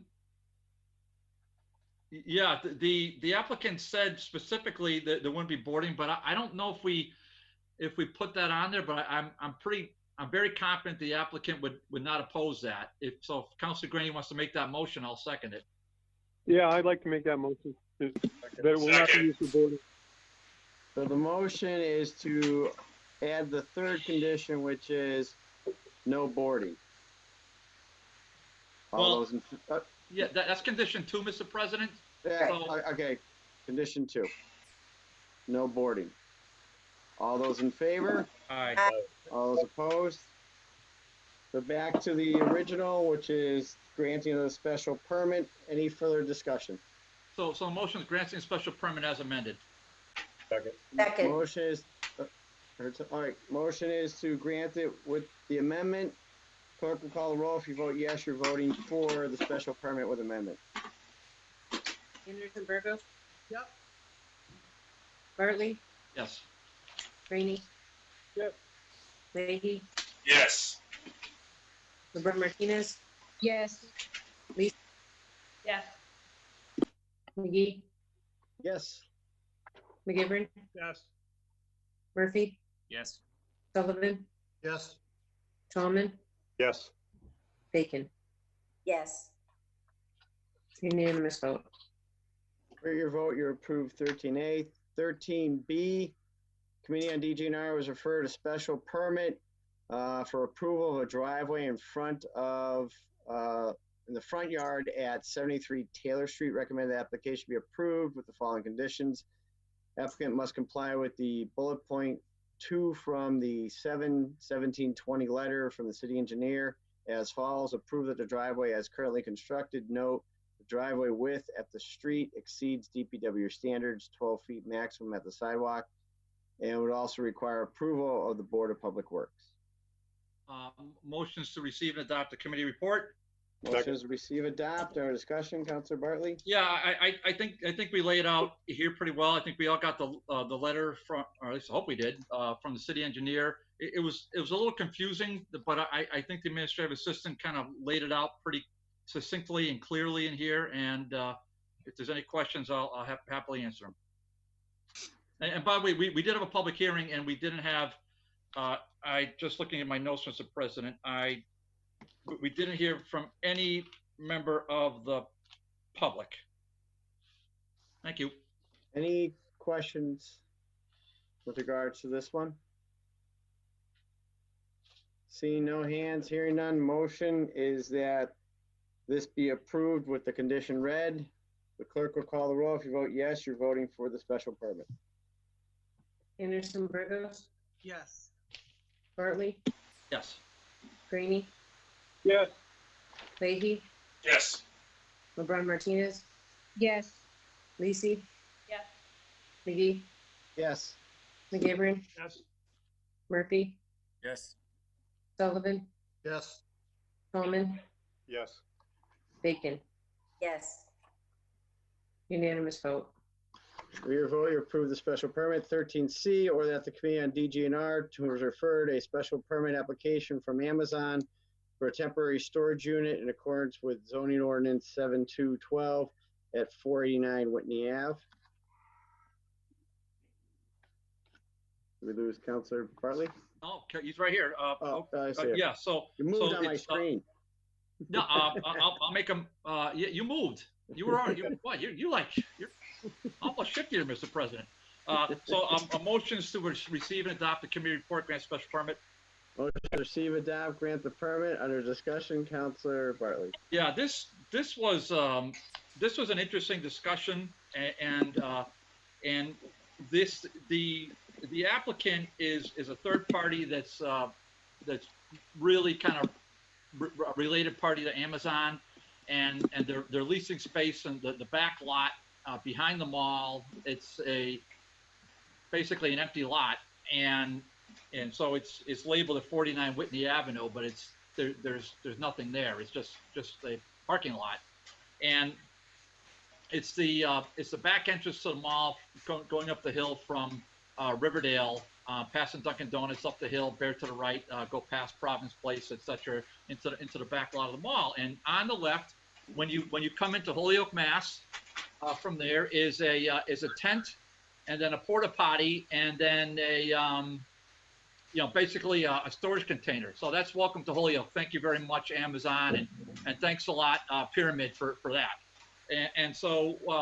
But as the president knows, that we have pretty extraordinary powers under 9.4.2, and so we can amend special permits within reason as we see fit. And we, the committee, and it was a good discussion. And the party, and this is a public hearing, of course, the party representing the petitioner didn't push back. Though it is a 5-year lease, we granted a special permit only through September 30th, 2021. And the reason for that is we raised the question, Mr. President, that why is a corporation the size of Amazon with hundreds of vehicles, hundreds of vehicles, they don't pay excise tax. I realize that was off topic, but it is related to it. And really the condition of the site itself, we felt was an eyesore. So the hope is that they may be able to circle their wagons and perhaps come back with a slightly, actually a majorly improved layout. And even though the mall has not replied, the mall has not said anything to me. Pyramid Corporation or its management has not gotten back to me or Mr. Allen to the extent of my knowledge on this. But when they're given their permit, they're going to find out that the permit, if we pass it tonight, the duration does not match the lease, and it's by a long shot. And it's our hope that they'll come back and they'll have some revisions to what it is that they want to lay out into the public eye when they cross the line to Holyoke from West Side. Thank you, Mr. Chair. Who's speaking? My name is Brett. Yes, my name is Brad Griggs. I'm a senior manager with Amazon. I wish to address the board if that's possible. Right. Hold on. So that's completely out of order. It is, yeah. Apologies. We have not received any motion to have you speak. There was a time at public comment. So well, that's it was, when the time Mr. President, it was also a public hearing. It was a public hearing, and there was no Mr. Griggs at that public hearing, which was duly noticed, and that would have been the time and place in the middle of a city council meeting. That's out of order, Mr. President. Yeah. Oh, I know it is. I just want to make sure who was speaking at the time. So has not been recognized to speak at this time. I understand that there are rules that we have to follow here. So Todd, can I ask you, how did so it's this person, but how does any person get unmuted? That's something we'll have to follow up with Ryan. So with that, What's before us is currently a special permit that will expire September 30th, 2021, for the reasons stated by Councilor Bartley. Are there any questions for Councilor Bartley? I see Councilor Bacon. Thank you, Mr. President. Just quickly, I'm supportive of the time limit because it really looks like they're creating an office situation in the parking lot. And I'm really hoping, as Councilor Bartley said, that they can make it be a little bit more aesthetically pleasing. I understand they need the functionality of it, but it is an entry point in the city. Thank you. Councilor Bartley. Yeah, well, if anybody else, any of the council wants to speak, so I'll defer, but. I have a question, Councilor. Yeah. Because you brought it up, and I did file the order, with regards to the excise tax, this looks like it's gonna be a parking lot for their vehicles through a lease. And therefore, they're not parking their vehicles on the Amazon property where it should be. Is that the way to circumvent the excise tax that we're trying to get at? You know, Mr. President, may I? I'm. Oh, can I respond? Sure. Okay. And I see Mr. Griggs' hand up, Mr. President. I'm not really sure where he's going with that, but I'll just say this. So, I believe I co-filed that order with you. So when you filed that, so that's point one. Point two is Amazon is leasing space at 161 Lower Westfield from the O'Connell Corporation. That is a massive parking lot. Cannot fit the vehicles in there, Mr. President. Can't fit them. So what do? Call Pyramid. Plenty of parking. They can put back there. I did hear from one of our colleagues in the city council, who, and when I said that night, if you want to see an amazing parade, go take a ride to the back lot of the mall some morning prior to their being sent on patrol. You can't move your vehicle for a long period of time, many minutes, and I don't mean 2, I don't mean 45 either, but there's a lot of cars parked there, Mr. President. So they don't have room at 161 Lower Westfield. So all those vehicles, all those excess vehicles, and I'm going to suggest to you there's probably somewhere about 150 in the back lot at the mall. That's where they park. But the city of Holyoke does not get a nickel of excise tax dollars from the biggest corporation, one of the biggest corporations in the world, or their vendors or whomever they're leasing from. So that was one of our questions that we hope to have answered. But more to the point, Mr. President, it was really what's there. It's an embarrassment.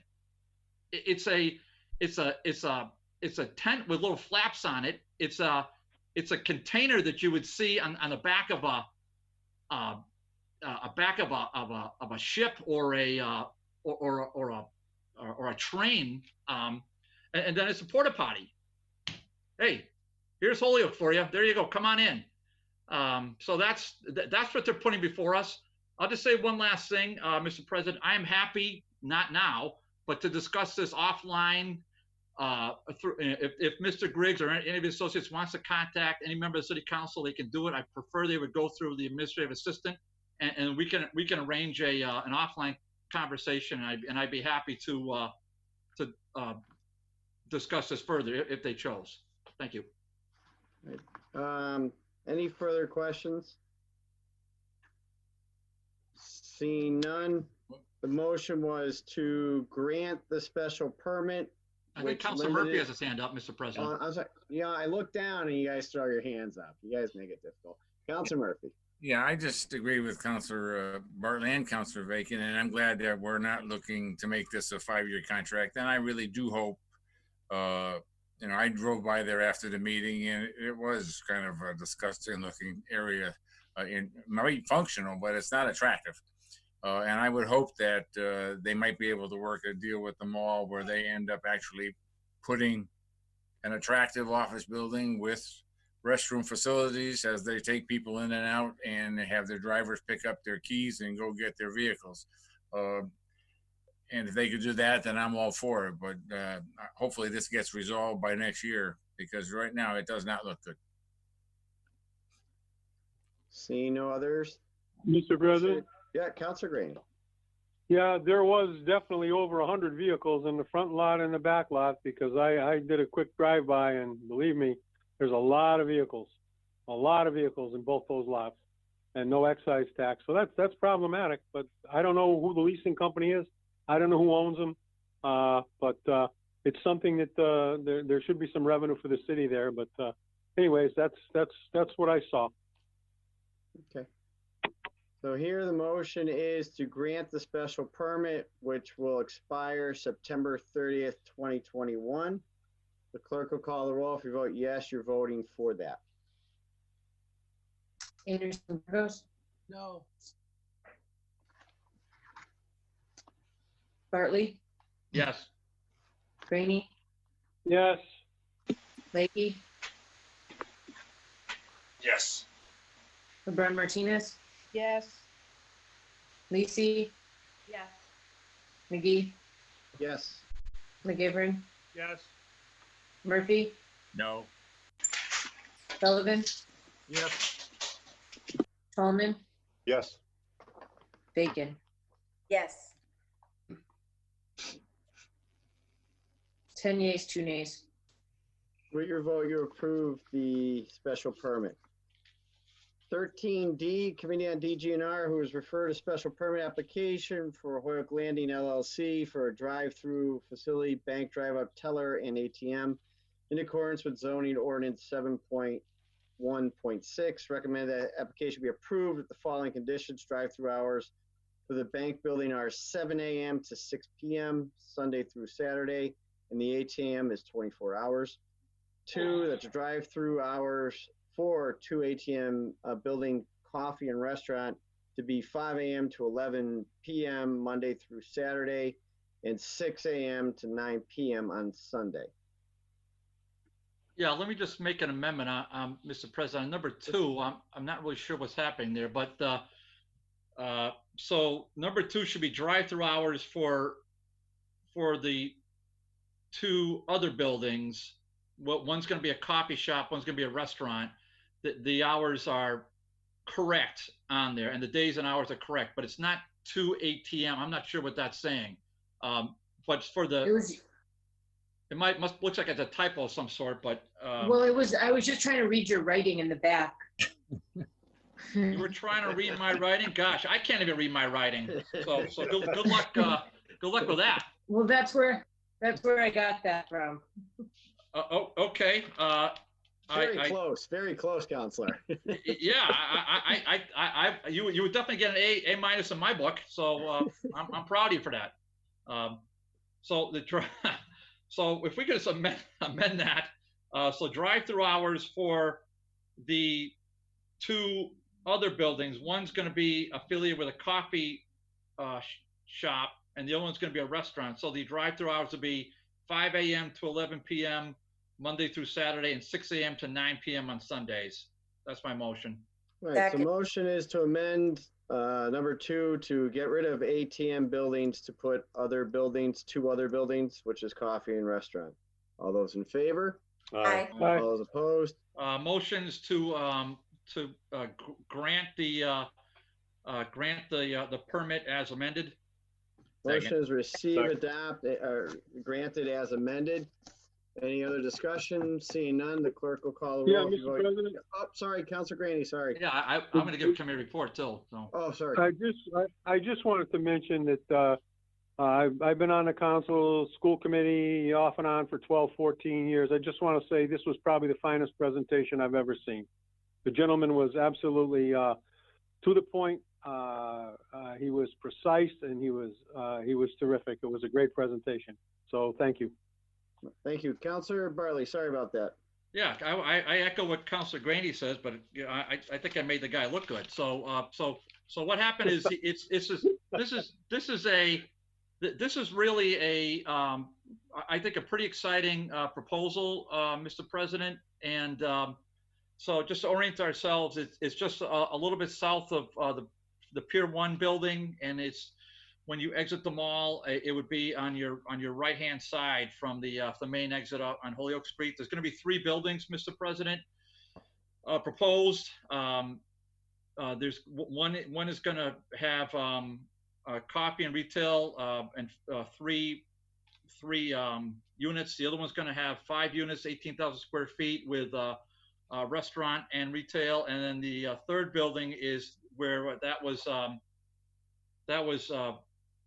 condition number 1. That's going to be a bank. And the applicant was represented by an architectural firm from world famous Newbury Street in Boston, and so there's many miles before they sleep. But the site itself has 11.5 acres. They're using about 4.5 of the acres.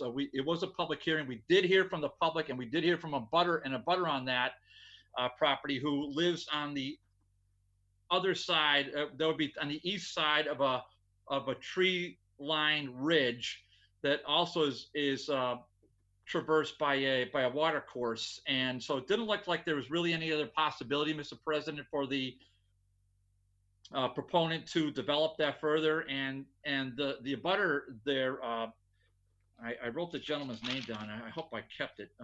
Darn it. Well, the abutter, I'll second that. The abutter, Mr. Provost, the abutter could not have been more gracious.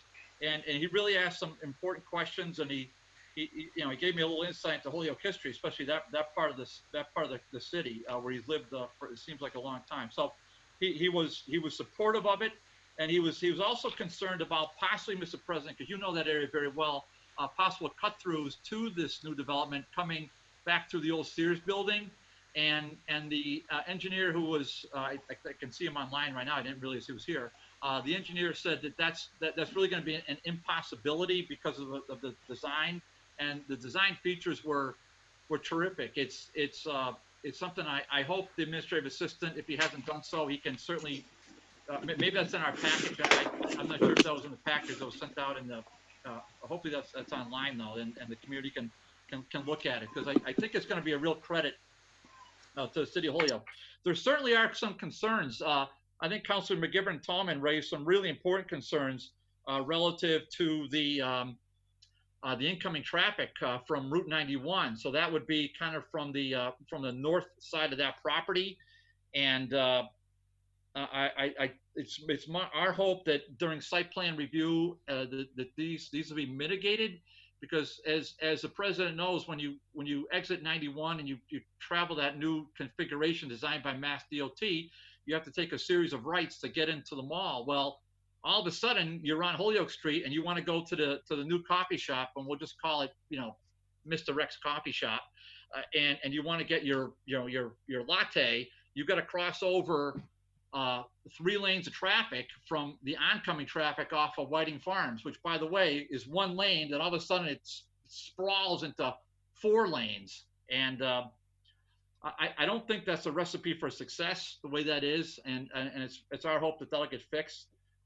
But that's beyond our scope, Mr. President. I think on the other end as well, I felt, I don't know if anybody agreed with me, but I felt coming out of the mall, that's 2 lanes, and it seemed like it could be widened a little bit to make a dedicated 3rd lane that would enter this new development from the south. And they might have to move a telephone pole, and they might have to relocate move a sidewalk a little bit, but it looks like there's enough land that they could physically do that. But all that to the side, that's people way above my intellectual capacity to handle that. And so beyond that, I think that covers. There were really good questions by. There were a lot of counselors at that meeting. There were a lot of good questions proposed. I think that I think that basically summarizes everything. Thank you, Mr. President. Councilor Bacon, then Councilor Tallman. Thank you, Mr. President. I think this is a great project for Ward 5 within the zoning as it sits. And I think one of the great things about it is this project is taking advantage of the traffic that already exists and is really flowing in and out of the mall already. So it's a really nice fit in the area, aside from the well-founded concerns about the cars trying to cut over 2 or 3 lanes, because we see a lot of drivers doing crazy things these days. The thing that I hope will help the project is the fact that their driveway is going to be at the light. And I think if people are finding it's too tight to cut over too quickly, they can actually go up to the entrance and come back down the other side. And those of us who are down on Riverdale know about going to lights and coming back to get into the area that you want on the road. So I'm hoping over time that will take place and people will become good users of that space. But the design was really excellent. And they took into consideration, as Councilor Bartley said, the abutter in the back. They're not going to exceed the footprint of the land and the area as it currently exists. And they've really put in a lot of thought relative to pedestrian access, some green features, and I think it's really going to bring that area up a good click, maybe 2 or 3 clicks. Thank you.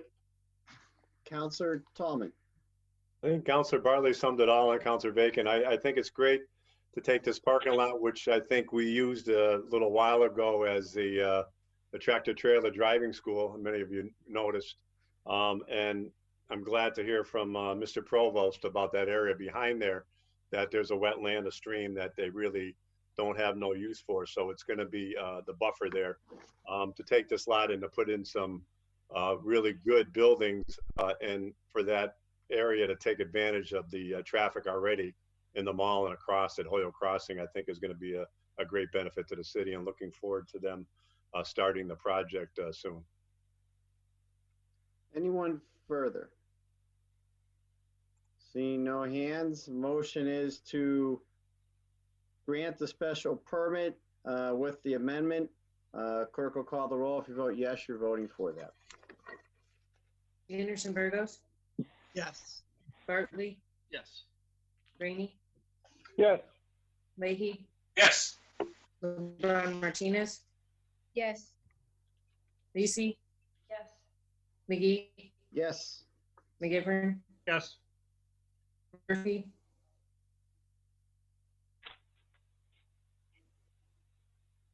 Murphy, Sullivan, Yes. Tallman, Yes. Bacon, Yes. 11 yeas. With your vote, you approve the special permit. Let's see here.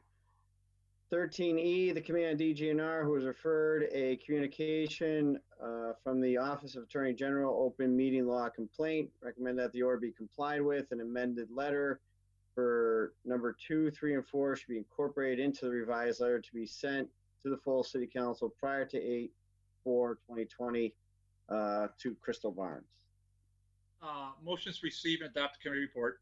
Motion is to receive and adopt. Any discussion? Councilor Bacon, your hand's up. Yes, thank you.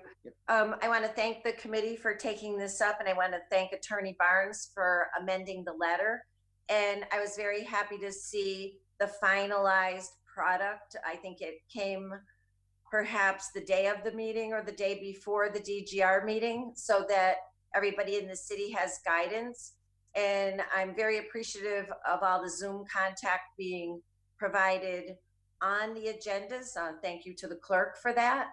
And I just think we have made our process and our access and our ability of our residents to actually be able to participate in our meetings in a full way, even though we're still dealing with the Zoom.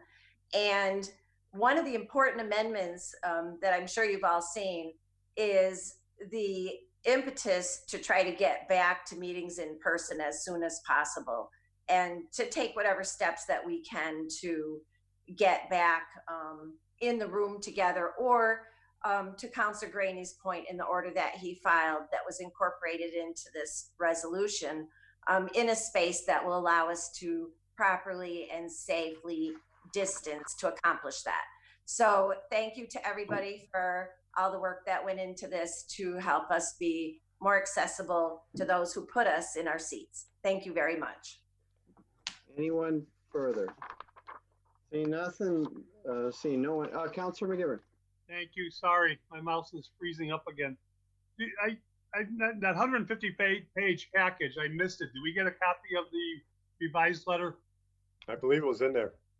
Was it? Crystal Barnes. Yeah, I think there was something in there from Crystal. Yeah, we can get it over to you, Joe. I think he has it. Well, I don't have the revised one. I don't think. Is Crystal on? Yeah, Crystal's on. Make a motion to suspend the rules to allow Crystal to speak. Second. All those in favor? All those opposed? Crystal, how are you? Good, how are you? Doing well, thank you. The revised letter? Yeah, that's my mistake. I don't think I actually sent it for communication for tonight, but I can send that to the council. Make a motion to table this? Want to table it till you get the letter? Please. Motion is to motion was seconded to table this until we get a copy of the revised letter. All those in favor? Attached in the packet. What was that? It was attached in the packet, wasn't it? There was a letter in there. I don't know if it was a revised one or not. Oh, the revised one. Yeah, I don't know. Revised I one. got that one. So motion was to table, and then Crystal, if you can get that email to everyone when you get a chance. Thank you. Thank you. 13F,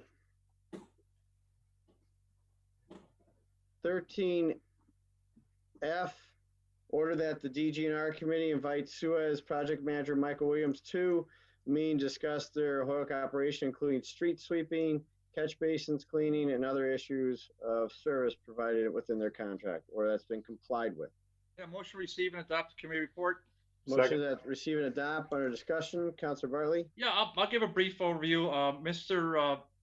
Williams was, I met with myself. This is filed by Councilor Murphy. Mr. Williams is very helpful to the committee and really explained the ins and outs of his position. He was also joined by Mike Burke, who was in Mr. Williams's position years ago. And so he just basically made it known that he's available to help. He went through some of the matters that are concerns to Suez. And so with that, we should turn it over to Councilor Murphy. Councilor Murphy, are you there? Did we lose Councilor Murphy? No, he's not on the call at the moment. Oh, Councilor Murphy, go. Oh, Councilor Leahy. Yeah, thank you. This is something that I've been, I didn't file this order, but it's almost like I had. I've been dealing with the Department of Public Works for the last 3 years or so. I'm trying to get them to give us an Excel spreadsheet of what neighborhoods they're going to be doing street sweeping. I have, we all have a constituent, one particular constituent that I've been working very hard for, trying to get, different neighborhoods swept.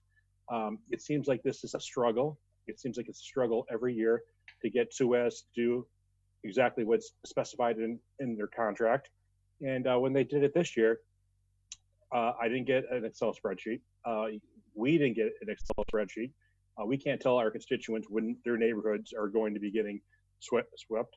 And moreover, when they did do it, I saw on just random people's Facebook pages that they didn't have cars removed.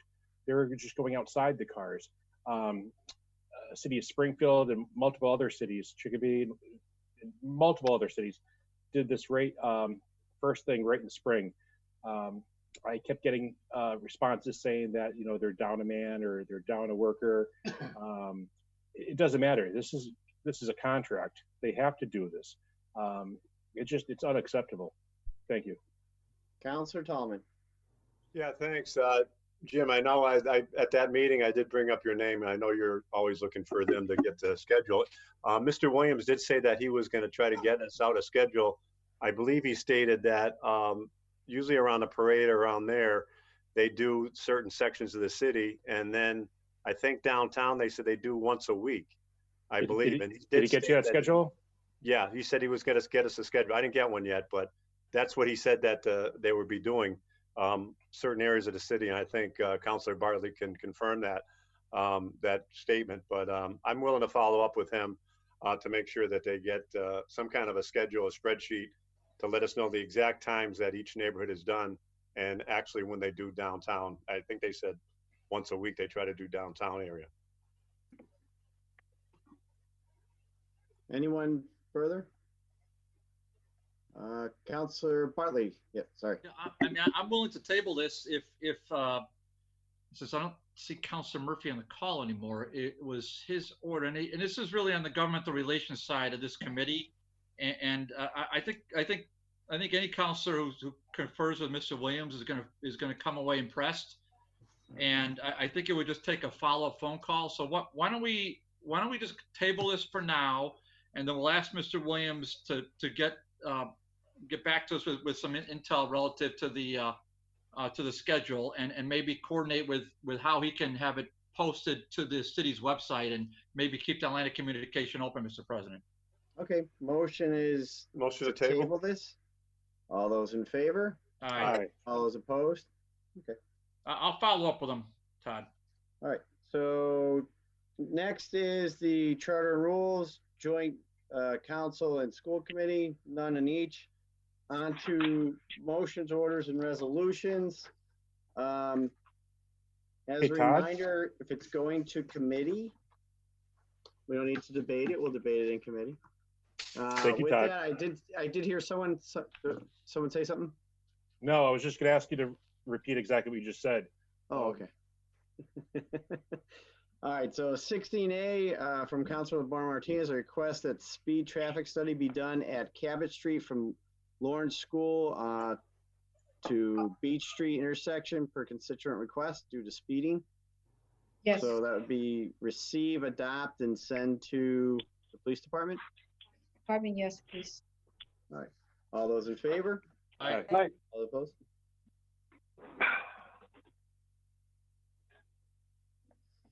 16B from Councilor Barr Martinez, that the city begin to find ways to address the appearance of High Street with the blighted buildings and other open space abandonment. This has been a constituent request. Yes. You want to send to DGR, Gladys? Yes, please. Motion is to receive and send to DGNR. And copy to OPED? And copy to OPED. All those in And- favor? and- Councilor Barr Martinez. Yeah. Yes, also to the economic development to consider through the urban renewal Yep. plan, please. Okay. Anything else? All right, all those in favor? Aye. All opposed? 16C from Councilor Martinez, that the city include, not limited to the Board of Health, HPD, Public Works take serious measures specifically during COVID-19 epidemic and beyond in regards to sex trafficking activities, John, surrounding the corridor of Maple Street, Cabot Street, Chestnut Street, Essex, Appleton, Dwight Street, and last but not least, Elm Street. Public safety? This would be to send to public safety. And all the other departments that I've listed there. Let's copy. All right, so receive, refer to public safety with a copy to all listed. All those in favor? Aye. All opposed? I don't, can I? Sure, I know, Councilor. I know that this is going into a committee, but I just want to share you guys, for those who do not know, my house while we were sleeping was broken into on July 10th while we're in the house. An invasion was happened. It is a serious matter that it's been neglected, in particular these neighborhoods. And I you know, the residents, after I went around in the neighborhood, a lot of them been broken into, and the reality is the police has been called. But we, as this is a public health issue for what it's happening, and regardless, we have to address this. This cannot happen. Even if we push it out of this neighborhood, it's gonna go somewhere else, and we have to stop this. This is beyond the situation. Now at this point, you know, they invaded my own personal space. Today, while you guys were, the noise you guys heard was the detective in my house this afternoon. Somebody broke into somebody's car here and they jumped over my fence in my yard. So this is getting out of control. And I know several months, probably about 6-7 months ago, that was happening up in the upper wards. This is, you know, all due to a process of what's happening, meaning that, you know, the opiates is pulling in other people, even from other other communities. And I want to empathize, you know, I want to empathize with them, with the situation. I know that the police department received some fundings to try to address the situation, but now it's gotten out of control, and we as a council, as a city, are responsible for the public health situation that we're facing right now, and we need to address it further, and we can't just allow this to happen. Thank you. Councilor Leahy. Yeah, first of all, I just want to say to Gladys, the day that happened, you sent our message, I saw on Facebook or something, you know, I felt so bad. I went and I got a security system. I never thought about a security system before, but I did that day because of what happened to you, and I feel so bad for you for that, because somebody coming into your own personal property, that's completely wrong. I had a constituent, and both myself and all the councilors keep moving on my screen. Councilor Bacon as well. We have somebody in Ward 5 that's dealing with motorcycles nonstop, and I wrote to the chief, and what the chief responded to me is basically what it comes down. He was saying his money. He goes, his request for $450,000 in overtime this fiscal year was cut to $350,000 by the mayor, and to an impossible $225,000 by the city council. He goes on talking about drag racing and that sort of thing, but have him patrol the streets with men and women, you know, there's a cost to it, and a lot of that overtime, the lion's share of that overtime got cut. What we have to do is we have to work with the police department. We have to partner with the police department, and we have to get these streets monitored. Once again, Gladys, what happened to you is it's horrific. I remember working years ago as a city councilor, and then Ward 3 councilor, Helen Norris. She got held up at an ATM on the bank. Remember that? At the bank. She had a gun pointed at her. Mm-hmm. It just, this violence is just stupid, and it's uncalled for. Thank you. Councilor Bartley, then Councilor Anderson Burgos. Yeah, I'll certainly add my name to this order, Gladys, if it's okay. Second of all, we should make a friendly amendment to send a copy of this to the mayor. Third of all, I appreciate what the chief said about overtime. What I don't appreciate is that this body made no cuts to personnel, none. And you know, I'm not going to tell the chief how to run his department, but when a budget comes in between 1.3 1.9 million out of whack, something's got to happen. And so it's a little unfair. It's a little unfair to point fingers at, we're just basically public servants, not unlike the chief. And while I respect and appreciate his job, you know, the respect's got to go two ways. And, you know, we made a decision, a public vote. We don't talk about how patrols are set up on regular hours, Mr. President. I don't give any feedback on how patrols are allocated throughout the city. I never do that. You never heard once. I never sent an email to the chief to that effect. And yet, on multiple occasions, the issue about the overtime. Well, fine. Manage your budget. That's what you're paid $160,000, $170,000 for. Manage your budget and do the best you can. And we said the night when we made those cuts, when we come back, once we see what the free cash situation is, Mr. President, we said it that night. we'll certainly entertain amendments to the overtime budget. So it's a little bit unfair to every single time throw this body under the bus. I mean, it's just unreasonable. So get your facts straight, and then come in for a reasonable discussion, because we are reasonable people. Thank you. Councilor Anderson Burgos. So August 23rd, 2014, my house was broken into. Thank God I wasn't here. I was at work. My roommate at the time was in the basement working on stuff, but the house was broken into and a lot of things that are irreplaceable were stolen.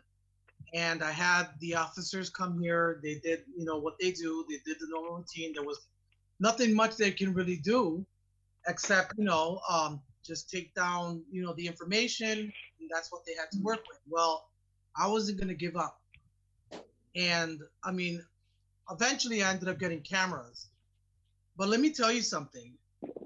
If your house was never broken into, the feeling of when you're trying to lay your head on your pillow and you hear a sound in your house and that becomes a threat, no one should ever have to live that way. And I would say for a good, almost a year, every sound my house made was a threat. I did not get sleep. Jeff and I had trouble sleeping. It was a burden on our relationship, on our life. No one should go through this, ever. So I am going to say something that I might get some heat for, but you know what? Sometimes you have to point out the pink elephant in the room. And here's the pink elephant. So the cops could only do so much, right? They'd only had so much that they could work with. I took to social media. Luckily, I'm friends with my friends, with my neighbors on social media. The ones to the right said, hey, these guys, there was a woman and a man that were, in the area. And then my neighbors across the street, same thing. They both gave me a description of these two individuals. Well, since I couldn't sleep because my house was broken into, I got into my car and I became Batman. So I started driving around my neighborhood, and guess what? On Pine Street at 1-something in the morning, I saw the individuals to the T of what they described. They said, this is what they were wearing. And I knew deep in my heart, these are the two individuals. I called the cops. I told them, if you don't come here, I'm making a citizen's arrest. They got there within minutes. 3 cruisers caught them. All of a sudden, they're saying, I don't know what he's talking about. I don't know him, so on and so forth. When they checked his bag, the son of a gun had some of my personal items in his bag. And you know who those people were? The panhandlers that were always on the damn corner. On the corner. The same people that we get into a fit when we talk about panhandling, because it's I get it, it's a life issue, but guess what? Because we don't strike down hard enough, or we don't figure out a way. This is panhandling. I'm not saying every single panhandler is using drugs, but I'll tell you right now, it's connected and it's affecting our community. If we don't do something about it now, there are going to be more casualties. And what are we waiting for? I'm sorry, but this is something I'm very passionate about, and I'm not going to stay shut anymore, because now one of my colleagues who I love dearly is also affected. So if we don't want to get affected, we need to start acting up now. Sorry. Councilor Bacon. Thank you, Mr. President. If the maker's willing, I'd like to sign on to this order. And I would also like to note, in response to the email that our police chief sent, that the racing issue and the harassment that the people have been having from Whitney Ave over to Lower Westfield has been going on for months and months, long predating any cuts to overtime. So it may be a reason to give right now, but these are all quality of life issues that every time we let the smaller quality of life issues go and fail to address them, our city becomes more and more chaotic. And we really have to pay attention to the small things that don't seem so bad, because they always turn into worse things. So I applaud you, Gladys, for filing this order, and I hope you'll let me sign on to it. Me too, please. Again, I'd ask that everyone sign on to it as a group. Thank you. If that's okay. Absolutely. Again, that was what my response was, and there's several, and I can share all the emails. I've been working on this issue for the last 4 years with community residents who have a coalition and alliance where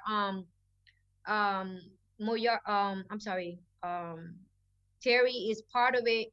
He's been attending those meetings where this has been an issue that's been brought up. Guys, listen, we were thinking of opening a school right by my street. We have a library right across in my house. We have a beautiful building coming up over here with wayfinders and for young women who are going to college also that are going to raise children here watching these activities, okay?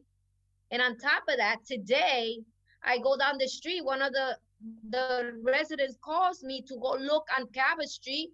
Someone decided to go put a party right at the Baker lot of the Lawrence School lot next to it, a party. Guess what I see when I'm coming down? 2 individuals inside of there, a male and a female. So you imagine what can be happening in there. Okay? Another waiting for them to get out with their equipment that I took pictures with their equipment to go shoot up. Come on, guys. This is a school that's going to open shortly. Yeah. We need to put a stop to this. Parents are telling me they're not using the library because of this situation. They're not going to send kids walking through the neighborhoods like that. These Johns driving around here. You imagine a kid being pulled here?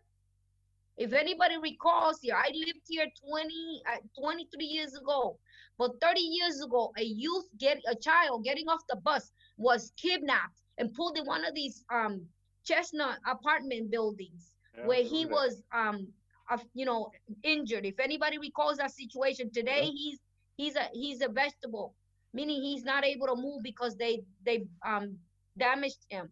This is what I'm avoiding, because to me, let me say, I can sell my house and get out of Holyoke or move somewhere else, but this needs to stop. We gotta take our neighborhoods in our hands. We cannot let this continue to happen. And again, I will get heat and I will share my email, because I did say that if this ever happened in any other neighborhood, this would have been a stop. We put a stop to this. And I did say that, and I got called on that because of that. But I also was put in my face that I voted against the fundings to the police department. And at this point, I am so upset that I'm gonna have to take this on my own hands to have to defend myself, because it seems like, okay, you didn't vote for our fundings, you're not gonna get the respect you need. And that's not right, and that's not fair.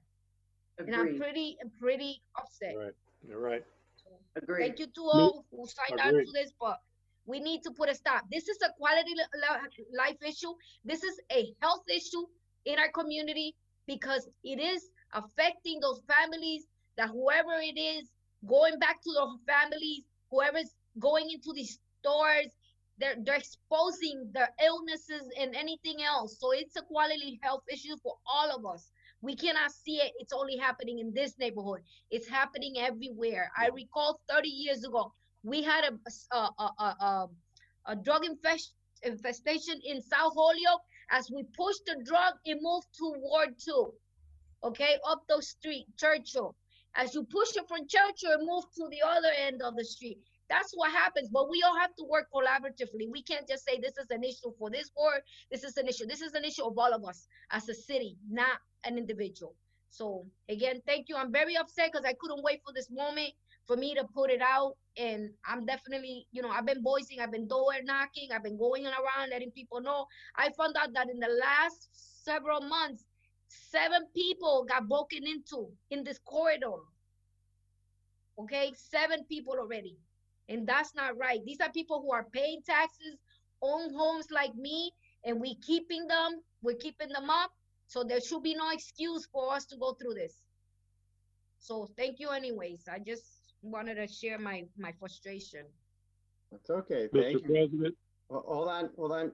Counselor Leasing, Counselor Tallman, Counselor McGivern, and then I think it was Counselor Graney. Yes, Counselor sir. Leasing. Thank you. I think we've all already signed on to the order, correct? Yep, everyone did. The other thing I wanted to note is I think that this is actually happening across the city. There was a rash of break-ins up and down Route 5 over by my house. My car was actually broken into. I saw the same day people on Vermont Street in Ward 5 talking about the same sort of, people walking down the street and just going in car after car after car. So I do think that this is an issue that's happening across the city, and I do think that we need, a collaborative response. And I think the police are going to be one part of the solution, and I think that we need to get other community partners involved as well. The other thing I'll say is I think regarding this order, we should adopt it and then send a copy to public safety. And we should ask at that meeting what measures were taken. Because I think action needs to be taken in the short run, and then we can work at that meeting to figure out some of that more collaborative work that needs to happen with community partners. I'll second that motion. Oh, that's Terry. Hey, Terry. Welcome back. Thank you. Yeah, I think we need to see action happening right away. As of right now, I do think that the police department is the best equipped to create some sort of action plan. And then at the meeting, we could figure out with the Board of Health and again, with community partners, what else can be done. But this is for sure an issue that's affecting the entire city. Counselor Tallman. Yeah, thank you. This has been going on for a while, and I know Councilor LeBron Martinez is aware of that number of years, and it's just getting tiring. And I know the police department, sometimes it seems like they don't do enough. We're going to have to get on board and everybody collectively try to get to a point where this is totally uncalled for this neighborhood and for any neighborhood in the city that's, whether it's Ward 5, Ward 1, or wherever in the city that they're sort of taken over. It's almost like you hear these stories about take back our streets. I think that's what's going to have to come down to. We're going to have to take back our streets, get neighbors together, and just say, hey, we're going to be out here and we're just going to, fight back. And I think in time, maybe we can make a change, but it's going to take a collective effort of everybody, the Board of Health, Police Department, and DPW to get that done. So hopefully this will be a starting point. And sorry, Gladys, that happened, and hopefully, in time, things will get better in that neighborhood. Neighborhood watch. Holyoke Guardian Angels. Yeah. We need a coalition. I remember back in the days what we formed was coalitions in the neighborhood that really pushed them out. That's right. But we also have to be on top of these landlords who are the ones who are allowing the people who are luring all these issues around me, if you know what I'm talking about. Yeah. I'm not, because of what happened to Lee, and I'm not in touch. My car got when I lived in South Holyoke for taking a stand on something similar. But I want to share with you, in person, the other areas within my own units that are bringing this, and luring a lot of the illegal activities that are going on. Good. So thank you so much. I want you to move on to the next item because I know we got a big agenda. Thank you so much. Hold on, Councilor McGivern, then Councilor Bartley, Councilor Sullivan. So Councilor McGivern. Thank you, Mr. President. I will be quick. I would not only sign on, Gladys, but I support not just with your emotions this evening, but with your bringing this citywide problem, to the attention of not just the city council, but to everybody that's watching and listening to us. I agree, and Juan, we were broken into years ago. It is one of the most frightening things in your life because you don't know when it's going to happen next. The police department was unable to help us, even though a lot of our items were stolen. And it was shortly after a parade when we were on Beach Street, and we know we got cased during the parade because there was a few people in front of our house that day. We didn't exactly know everyone, but we did.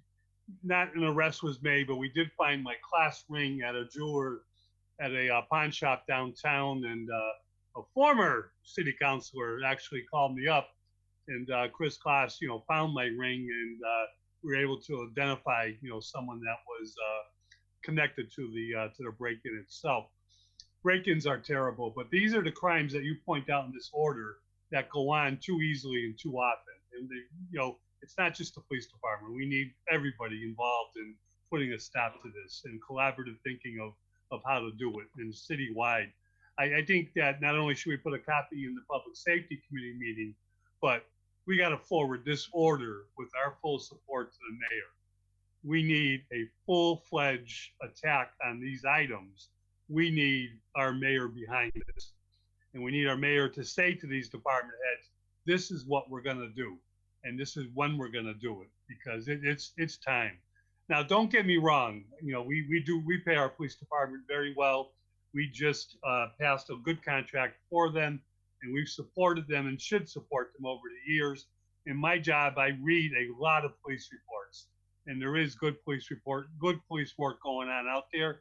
We need a lot of more police, because there can always be more done.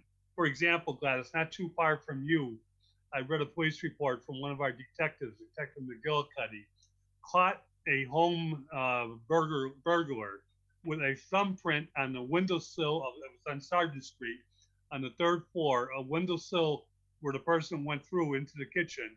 One thumbprint was able to catch the person that broke into. It ended up being a connected X to a domestic situation. And to me, that's the police work that we gotta commend, and we gotta ask for more of it. We pay our police department well. They are overwhelmed with a lot of things that are going on, but we need to be full force on this, and we need to get every other department from the Board of Health involved in supporting this zero tolerance for crime. And that includes getting our good administrative judge in the district court. I may catch hell for saying this tomorrow, but getting our administrative judge to say, we want some zero tolerance in this. I mean, I understand that well, I'm going to stop there before I get in trouble at work. But we do, and we can make this a collaborative effort, and I think we should do it, and it should begin with us. Thank you. All right, Councilor Sullivan. Mr. President? Yeah. Oh, Councilor Graney, you had a question? Yeah, well, I don't know where I am in line, but I'd like to speak. Go ahead, Councilor Graney, then we'll go to Councilor Sullivan. Yeah, just to go on the record for the council to know, on Christmas Day last year, my front window was shot out with a pellet gun. It took 4 to 5 hours before I had police come up to see. I considered that an assault on my house, on my family, on my property. And believe me, if the police department don't take care of these things and they don't get involved, God forbid if the citizens start to take the law into their own hands. But payback is whatever it is, and I'll tell you, it's not going to be very comfortable if it happens, especially if the citizens get their ire up. And my ire is up on that because I consider that an assault on my family. Sorry to hear. Councilor Sullivan. Well, I think I've shared this with a couple of my fellow councilors, but right now I'm going to share it with the public. Back in February, I was driving home. A car on Pleasant Street, a car passed me at a high rate of speed, sideswiped 3 parked cars, hit another car head on. The guy got out and started to run. I got him in a headlock, held him until the police arrived. I had called 911. Luckily, Gubala and Leahy were 2 of the first ones there, and 2 good-sized guys. This guy was a stolen car, on drugs, heroin in his possession, and on probation, okay? And he swiped another car in another neighborhood previous to this. I was supposed to go to court last week to testify against him. He didn't show up. He had already been released, again on probation, on his own recognition. So to what Councilor McGivern said about the judges, we all got to get on them. This shouldn't be up to Councilor McGivern to do this, all right? This guy was released after doing this kind of damage and this kind of harm, all right? And we've got to get after these judges that are being too lenient and letting them back out of this. We've had Sheriff Cochi in and explain the programs he has out at the prison to help people. I got to go back. When I first got on this council, when I had a group of people come up from all over the place, because I used a poor choice of words in describing what should go on some signs around this town. Now we've put some of the signs up, and it was this city council that got those signs finally approved after damn near 2 years of debate about what to put wording on the sign. And they weren't signed. That order was never signed by the mayor. All right. It got done because of the provision that allows it to happen. Back then, we weren't compassionate enough. We had to become a more open and a more caring city. Well, we've done that. We've rolled out the red carpet all over the place. Take a look at the signs we still have up now. They're the smallest signs imaginable in light faded letters, and half of them got graffiti tagged over them, and the panhandlers hang their jackets on them. We wanted to run an ad in the papers. Oh no, that was voted down. We might get in trouble with the American Civil Liberties Union. We've got panhandlers standing in the middle of state highways. It's a public safety issue, but nothing's done about it. We've got free needles, public intoxication. You can see anytime you want to drive down Maple Street. We have laws against this already, right? Drinking out of paper bags, sitting in front of Rowan's newsroom every day, 8 o'clock in the morning. Nothing done about it. Sleeping in the parking garage right across from City Hall. Sleeping in front of City Hall in public. Sleeping in the park. Sleeping on the river. You can't even go down there, send your kids down there fishing. Tents all over the place. Now we're going to have halfway houses. We're inviting people, more 16 residents on Yale Street that aren't even Holyoke residents. We've rolled out the red carpet, free needles, everything, and we're going to be the most wonderful people. And there's nothing fine with compassion and working on an epidemic. But we've gotten to the point now where we're the one-stop shop in all of New England. In all of New England, the one-stop shop for the place to go, right? And there's all the programs and everything in place in the world, but there's no flip side to the coin. There's no downside for the people that are afflicted in this way, that don't take advantage of it. And it's a lot more than just police enforcement. Now we got to roll back the clock on the damage that has been done by being too open, too accepting of the situation without any flip side to the coin. Rhode Island is no longer on the safe list for Massachusetts. Hello, who's there? Nope. Say that again. What? Who is Can't talking? go to Rhode Island. Crystal? I think Ryan needs to mute her. Ryan, please mute everyone. Thank you. I'm done. Thank you. Thank you, guys. I didn't want to take so much of my time with you guys, but Well, hold on, because I see no more hands. Everyone is signing on to your order. Gladys, that was what's requested.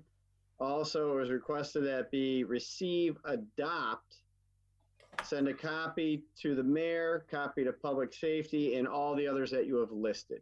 thank you. Is that correct? Did I get it all? Yes, thank you. Yep. With that, all those in favor? Aye. All those opposed? Thank you. 16D from Councilor Martinez that the city grant resident parking for 340 Hamden Street. Ordinance? One resident. Oh, resident. Oh, grant. One resident? Can we amend it? It's one resident, not residents. I noticed that it said residents and it's one No, it resident. says grants resident parking. One, okay. So Right. is that ordinance? Would that be Yes. for Yeah, random parking? yep. So ordinance, please. All those in favor? Mr. President? Councilor Bartley, sorry. Yeah, just under discussion, if I may. Yeah, go ahead. Go ahead. So respectfully, I'm not going to make a motion to give a leave to withdraw, but I want us to know that we tackled and disposed of this exact same order in 2018, the fall of 2018, and we gave it leave to withdraw, the exact same order. So this is directly across the street from Griffin's established business that needs the parking. I don't know what's changed between then and now, but Okay. we'll have the discussion in ordinance, but we face this then. I'm going to presume that we're going to have a similar discussion, but unless something drastic has happened since 2018, the fall, and today, I don't know why we have to tackle this a second time. In fact, I don't even know if that's an order, Mr. President, to have it. I mean, let's send it to committee, but I just want it to be on the record that we tackled this once prior. Thank you. Councilor Bacon. Thank you, Mr. President. And I just want to note that when we did address this in the past, it was, we were informed that it's not possible to grant a resident parking for a home specific on a public street. But that's just what we learned at that time. Thank you. Okay. Councilor Sullivan, your hand's still up or that? No. Okay. There will be at the time I would have her come forward. There is a personal matter that needs to be considered this time around, and maybe once you hear it, you'll understand why. So this is going to ordinance. Councilor Leahy, sorry. Yes. I think we have to, if I could, I think we have to be very careful with personal matters. The city is not in the business of handling personal matters. The city is, responsible for, doing zone changes and that sort of thing.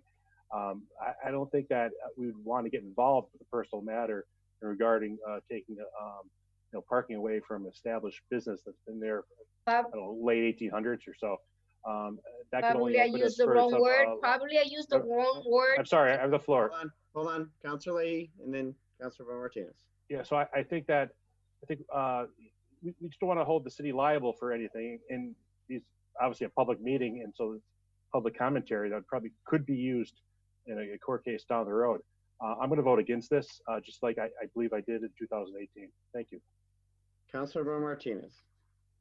Probably I used the wrong word on this. I consider it to be a disability that this person has to come forward and share. And that's what's going to be like. I was only asked to share the part to request a resident parking, and that's what I've done. Okay. So this will go to ordinance, or request is to go to ordinance. All those in favor? Aye. Aye. All those opposed? No. No. That's how the ayes have it, to ordinance. 16E from Councilor Leasing, or at the city, what? You have leave to withdraw. All right, so ballot question and summary for November 2020. His motion is to give leave to withdraw. All those in favor? Aye. All those opposed? Just under discussion really briefly, since it's not going anywhere, the mayor's office and the legal department asked to file this under my name. Unfortunately, we have already missed the deadline for putting items on the November 2020 ballot. So I'll look to have the DOR and Division of Local Services in before ordinance again to see if they could provide some guidance about how we can create a parallel track for getting there alongside of a treasurer. There are other communities that do it this way. The treasurer is actually in support of a finance director for the long-term fiscal health of the city. It's just that we can't put this question on the ballot this year at this point in time. 16F is from Councilor McGivern, or in accordance with Master Law. President. Yep. Yes. I could ask to suspend the rules to take up 16F, 16G, 16H, and 16I, refer to the Committee on Finance. Motion to suspend the rules, take up as a package F, G, H, and I. All those in favor? Aye. All With the abbreviated reading? Second. Absolutely. Thank you. From Councilor McGivern for all four, it's the first one is the PVPC CRCC grant. G is the Canal System Industrial Area Grant. H is the Mass Trails Connecticut River Pathways Grant. And the last one is the CARES Act grant, virtual programming for distance learning, all to finance. All those in favor? Aye. All those opposed? 16J From Councilor McGee and Councilor Anderson Burgos, order that the Holyoke Gas Electric install a street light at the corner of Old Jarvis and Bassett Road. Motion would be to receive, adopt, send to the HG&E and a copy to the mayor. So moved. Second. All those in favor? Aye. All those opposed? From Councilor McGee, order that the city clerk office establish and install a secure drop box for ballots. I'd say a motion is complied with. They already did it. I did it. All right. Or you can give leave to withdraw. Either way, they got it installed. So So moved. motors that it's been complied with. All in favor? Aye. All opposed? 16L, McGee, order that the Board of Health come before the Public Safety Committee to discuss and update the Committee on COVID-19 procedures for City Hall employees and departments, so to public safety. Second. So moved. All those in favor? Aye. All those opposed? 16M, order that DPW trim the tree near 20 Linden Street. Motion be receive, adopt, send to DPW. Moved. All those in favor? Aye. Opposed? 16N from Councilor McGee, or that the ordinance committee review the draft telecommunication ordinance changes. This is being filed on behalf of a constituent request. Refer to ordinance. Second. All those in favor? Aye. All opposed? O is the, Suspend, take 16O and 16. Q. Is that right? Q? 16. Yes. We forget 16Q. P? 16O and then 16Q. Oh, okay. 16O and Q. Yep, with a package. Motion to suspend the rules, take up O and Q as a package. All those in favor? All Aye. those opposed? O is for the state primaries for the nomination of candidates for political parties, which would be the September 1st, 2020 election, which then is the polls open at 7 a.m. and remain open until 8 p.m. Q is the list of all the polling locations. Motion receive and adopt. Motion is to receive, adopt, 16O and Q. All those in favor? Aye. Aye. All those opposed? 16P is ordered that the city council meeting for September 1st be rescheduled due to the state primary. Second. So we can always call a special meeting or meet in the, would be the third meeting in September. Sounds good. So All right. moved. So motion is to reschedule it. We can always call a special meeting. All those in Yep. favor? Aye. Aye. Opposed? 16R is from Councilor McGee, order that the Holyoke Police Department place a speed radar machine at Pleasant Street near Harvard Street due to complaints of speeding. Motion be receive, adopt, send to police. Second. All those in favor? Aye. All those opposed? And that should be cut back in 60 days.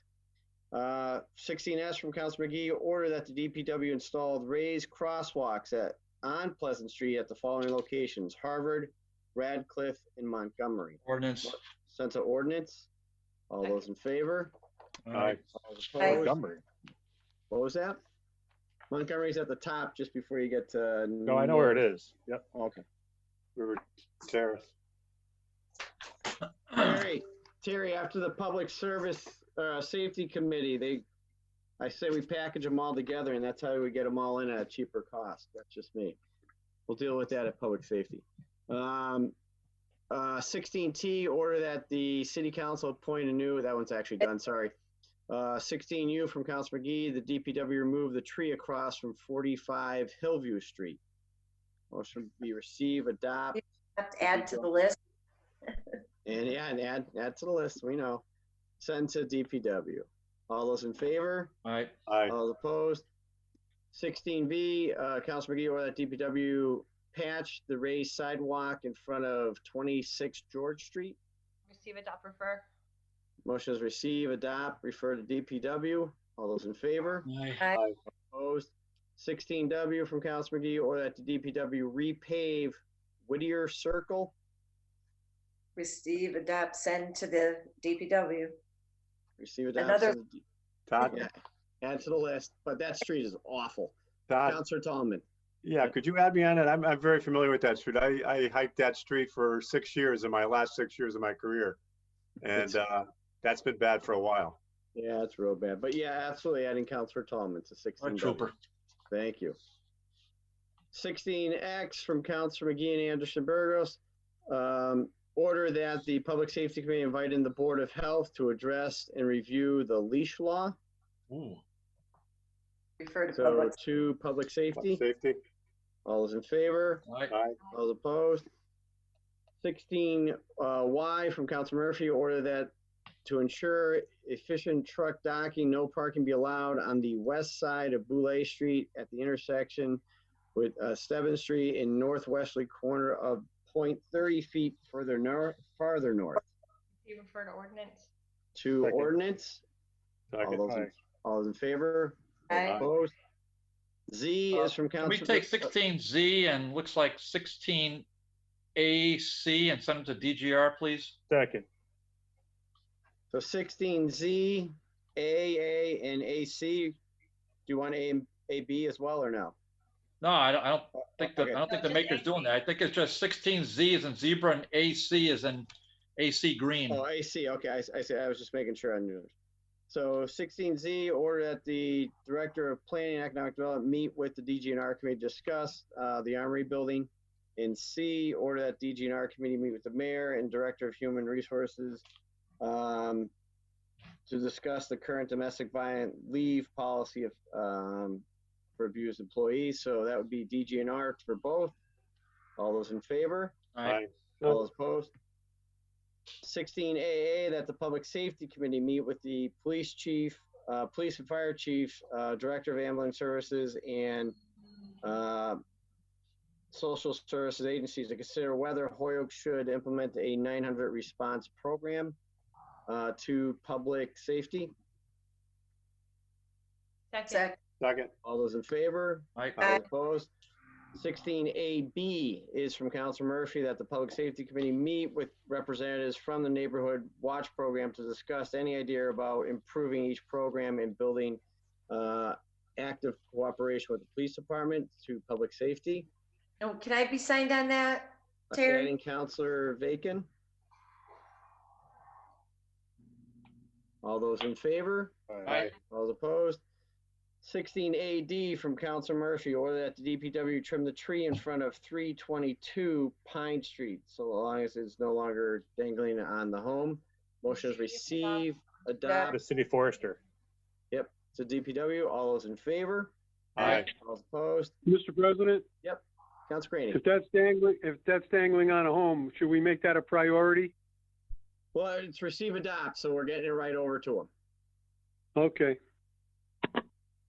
16AE, Councilor Murphy, order that the council vote to have the city take over ownership of South Water Street from the state. Motion would be to DGNR. Second. Second. Okay. All those in favor? Aye. Aye. Opposed? 16AF from Councilor Murphy and Councilor LeBron Martinez, order that a handicap parking sign is for 24 Hampton Street be moved to the parking spot in front. What was that? Just receive, sent to ordinance. To ordinance. Second. All those in favor? Aye. Opposed? 16AG from Councilor McGivern, order that in accordance with Mass General Law. This is already done. Oh, geez, sorry. Sorry about that, folks. 16. DGR, please. Oh, this is like a bonanza tonight. Second. Golly sakes. You're overtaking ordinance committee. No, thank God I'm not, but. So hold on, I lost my pages, got kind of mixed up here, so I'll go back. Where did we just leave off? I apologize. AH from Councilor Murphy and Vacan, order that the Director of Planning and Economic Development meet with DGNR. So to DGNR regarding the Geriatric Authority. DGNR, all those in favor? Aye. Opposed? From Councilor Tallman, order that the City Council adopt the attached resolution regarding the Holyoke Soldiers Home. Receive and adopt, add all our names. Second. Motion is to receive, adopt. Everyone wants to add their name? Yep. Just hearing that? Okay. Yeah, there should be a Counselor copy in there. McGivern, hand Yeah, up. there should be a copy in there. Yeah, it was. Well, it was well done. Yeah, hold on, Counselor McGivern, then Counselor Sullivan. Absolutely support and thank Peter for bringing this. And I think there's another one on the agenda coming up. I just want to point one thing out, and nothing to do with tonight. Well, something to do with tonight's vote, but I'm in favor of expanding the Soldiers Home. I can see the back of the Soldiers Home from where I'm sitting right now, and that facility has not been given the attention that it deserves. Neither has Chelsea in recent decades, and it's time that it's done. But and I think Councilor Bartley knows what I'm about to say, is that for the residential homes in this neighborhood on the side of the mountain, the Soldiers Home this time needs to address the runoff of the parking lot for stormwater, needs to address the runoff, of all the water that comes off that property and causes so many problems in residential homes and in a number of different streets that surround it, including almost all the ways down to me. And I'm about 3 streets away, even though I can see it. And I know we're sending a message, a very important message here, but I think we got to keep that in mind and get our state delegation and get our State Department heads on top of that, because it's only going to get worse if we do expand the home itself. Counselor Sullivan. I was just raising my hand to sign on to the order also. On the motion. Okay, this motion is to receive, adopt, adding everyone. All those in favor? Aye. All those opposed? 16AJ is from Counselor Bacon. Or that no parking sign be added on Cherry Street between the Dale Street intersection and next no parking sign as you travel towards Maple Crest Apartments. The ordinance, please. Motion to send to ordinance. All those in favor? Aye. All opposed? 16AK order from Counselor Anderson Burgos, order that the language in the Holyoke Municipal Code section 14-5A be removed from the code. A dog may be off the leash, so to ordinance. Yeah. Leash law. Yeah, that's gonna go to ordinance, and that's basically, it's mirroring, or in some kind of way, it's also referring to 16X, the joint item. Okay, so to ordinance. All those in favor? Aye. All opposed? AL is from Counselor Anderson Burgos. Order that the traffic study be done on Sargent Street, observing traffic between St. Jerome and Sycamore. Residents have mentioned several accidents in this area. So a motion would be Receive, adopt, refer to the police department. Yeah, receive, adopt to HPD with a report back to the full city council. 60 days, 30 days, what do you want? Let's do 30 days. 16 AL and 16 AM can be taken up as a package, just because they're basically asking for an order on a traffic study as well. Okay. So motion is to take up AL and AM as a package. All those in favor? Aye. All opposed? 16 AL we already talked about. AM is with regards to a traffic study for West Franklin due to high speeds there as well. Motion was to receive, adopt, send to HPD with a request back in 30 days for both. Councilor Bartley, sorry. Can I offer a friendly amendment, Councilor Anderson Burgos, that perhaps you consider sending this to the city engineer and perhaps sending it to public safety for a discussion instead of having it come here on the floor. You can hammer it out with Bob Perrin in committee and then come back to us with a recommendation. If you know, I want to make that motion and for your consideration, if I may. I'll second that motion. Second. All right. So the motion is to receive, send to the city engineer, send to HPD. Public safety, copied engineer Todd, and then for a hearing and Mr. Who's the chairman? Mr. Graney? Councilor Graney, yeah. Thank you, For David. public safety? Yes, Public please. safety is Councilor Murphy. Councilor Murphy, Yeah. Legend. Thank Sorry, you. Councilor Murphy. Mr. Bartley, you're promoting me. Counselor Graney, you're already promoted in my book. Have no fears. Oh, thank you. Just call me Sergeant. So AL and AM receive, copy to the engineer, and Public safety. Public safety. All those in favor? Aye. All those opposed? 16AN is from Counselor Anderson Burgos. The Greater Holyoke Council for Human Understanding has asked that the City Council pass a resolution adopted and be forwarded to the Governor Baker in support of Army Services veterans. And it's you said abbreviated readings. What would you like to do with this, Counselor Anderson Burgos? I can read it all, or what would you like to do? No, that the Holyoke City Council adopt a resolution and then adopt it from the Greater Holyoke Council for Human Understanding and then forward it to Governor's office. So the motion is to receive, adopt the resolution as it is listed here. Yeah, I receive, adopt, refer. I'll second that. All right. Counselor McGivern first. Just ditto, I won't repeat it, but what I said about paying attention to storm runoff, if there are additions up there, and we got to, make sure we get that message across. Yeah, it's a neighborhood, Joe. Yeah, no doubt. And Counselor Graney, I heard you. Did you have anything, or? Yeah, it's just this is a fine order. I'd like to support it. That's all. All right. Sign on. Support. Thank you. Receive, adopt the resolution and send off to the governor. All those in favor? Aye. All those opposed?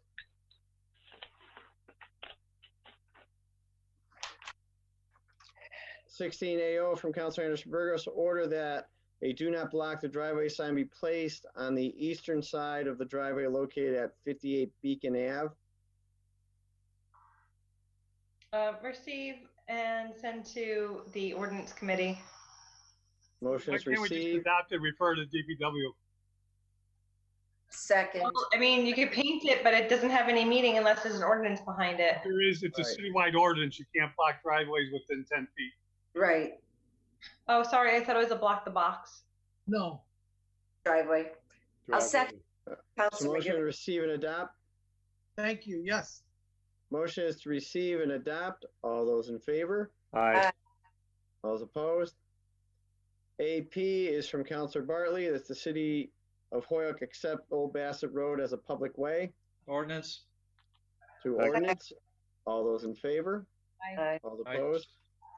AQ from Councilor Bartley, order that the DPW paint no parking lines in roadway at the top of Hitchcock Street. Yeah, receive and adopt, refer to the DPW and a copy to, I think it's Sergeant Gabala brought, I think it is he a Sergeant, Joe? Officer Gabali brought to my attention, if you would, and HPD, if you would. And a copy to HPD. All those in favor? Aye. Aye. All opposed?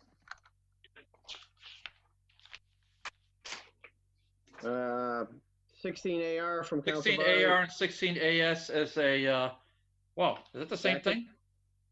No, they're different things. Oh yeah, the 16 AR, 16 AS could put as a package, and just send them off the ordinance and copy to Public Works, please. Second. Second. All right, so motion is to suspend rules, take up AR and AS. All those in favor? All opposed? AR is order that the DPW install 2 temporary speed humps at Michigan Ave. And then the other one is DPW consider placing permanent traffic bumps at Michigan Ave, both to ordinance with a copy of DPW. All those in favor? Aye. Oh, I'm sorry, Councilor Bacon. I don't think to request the temporary speed humps, it needs to go through ordinance. I think we can just even adopt. No, you can just approve that right now. It's the good. All right. ones that. Sorry to mess it up. Yep, just Yep. Just do it the way I wrote it. And if you're looking for the permanent ones, you have to do the petition process. Correct. All right, so 16 AR, motion is to receive and adopt. Second. All those in favor? Aye. All opposed? 16 AS is to go to ordinance with a copy to DPW. All those in favor? Aye. All opposed? Can we take AT, AU, AV, AW, AX, AY, and AZ, suspend, send them to DGR. Motion is suspend rules, take up A, T, A, U, A, V, A, W, A, X, A, Y, and A, Z. Wow. So all those in favor of suspending rules, take up the package. All those in favor? Aye. Opposed? Hold on one second. AT is from Councilor Bartley with regards to City Council declaring 415 Maple Street as surplus. AU is 417 Main Street.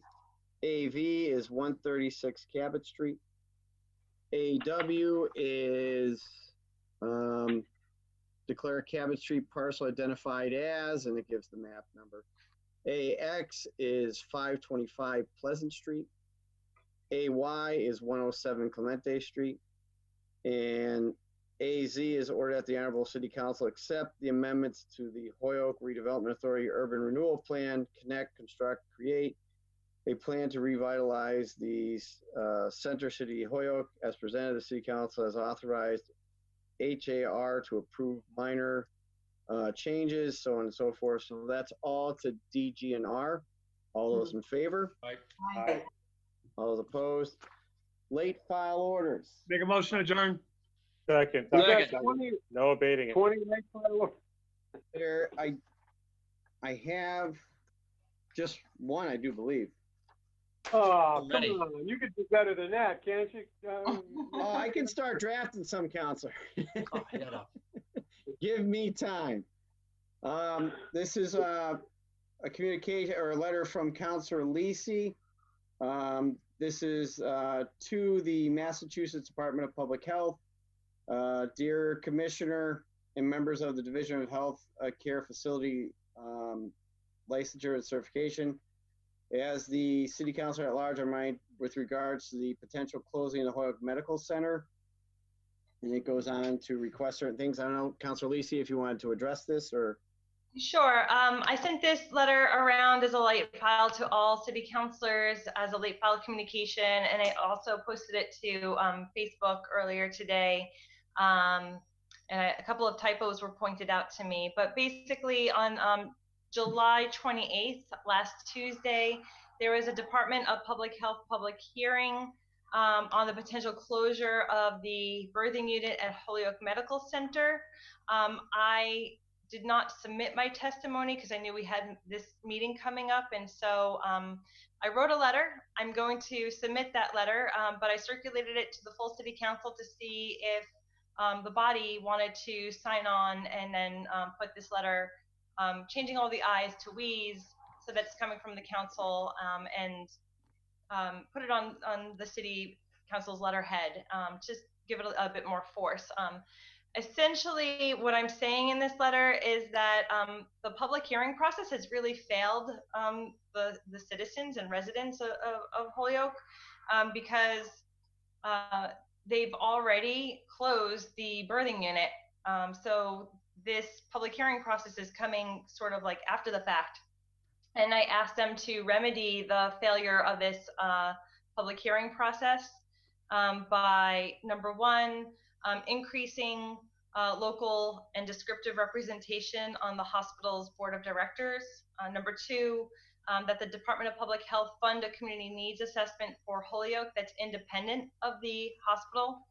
And then finally, that the Department of Public Health help fund a strategic plan for Holyoke Medical Center's services and facilities. And I think you all saw the letter that I circulated with questions for the president and CEO of Holyoke Medical Center.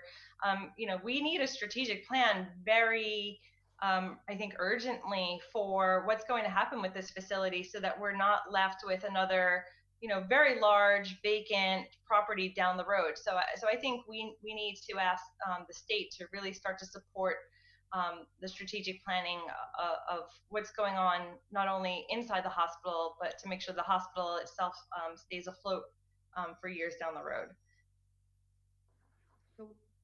Counselor, Bartley, I see your hand up. Yep. I don't want to sign on to the letter right now, but it's nothing against the letter. It's, but I would like, if the maker wants to, I would like to send a copy to the committee I chair, because we will take up that issue again, and I'll have more to say about certain comments and communication I had with the CEO, and it's not going to be pleasant. So, but I certainly will. I'll reserve that for that meeting. But if we could just send a copy of that to my committee, please, that'd be wonderful, and then we'll take it from there. Councilor Bacon, I see your hand up. Thank you, Mr. President. I was going to suggest that the communication be sent to committee for discussion and possible action. I haven't had an opportunity to read it yet. Okay, anyone further? Councilor Leasing. Thank you.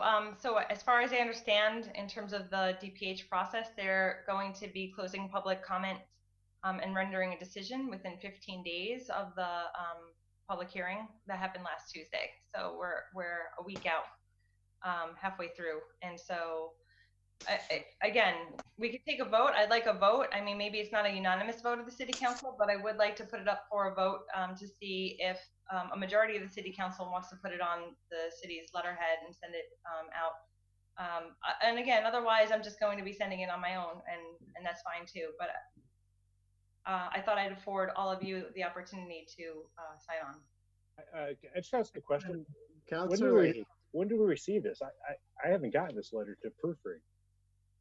I sent it earlier today as a late file communication to all the city councilors. And today? Well, I came straight from work to this meeting, so I haven't had a chance to read it. I mean, I could read it if you want. No. No. The late file, it's not an emergency. Well, I mean, the timeline is there. I mean, the whole reason why I delayed submitting it myself was because I knew that this meeting was coming up, and it's just a courtesy to allow you all to sign on. So if you don't want to, that's fine. That's fine, but let me ask this. How come you didn't send it when you wanted to do that? You should have sent it to us a week ago. Hold on, a little bit of order. We're going back and forth here. So it is a late file. In order to take it up and do final action, we'd have to suspend the rules. Motion to suspend the necessary rules for final action. Motion to suspend the rules to take up final action on the late file. All those in favor? Aye. All those opposed? No. Oh. I'd say the ayes have it based on what I heard. It is a letter that people just got today. In order to act on it, I think people would have to have the ability to go through it and make any edits that they wanted to, if they were going to make edits at all. I know Councilor Bartley is taking this matter up at DGNR. I understand there's a time constraint here, but we are still actively working on it with the DGNR committee, where we're having the president of the Holyoke Medical Center come in. I understand there's a time constraint on this. I'd like to have the ability to read through it and make certain edits myself before I give a final sign off for myself. That's just me. Okay. I'm all in favor of what you're trying to do, but I haven't had a chance to read the whole letter. Becca, I'll sign onto it. I'll sign onto it. And if it's just, individual counselors that want to sign on to it with me, then that's fine also. Okay, so the letter is there. If people want to sign off on it, they can contact Councilor Leasing to sign off on it. If we all want to vote on it, to sign off on it as a group, I'll defer to the rest of the body. Well, let me ask you this, if I could, through the chair. When do you plan, do we have a day to look at it? I mean,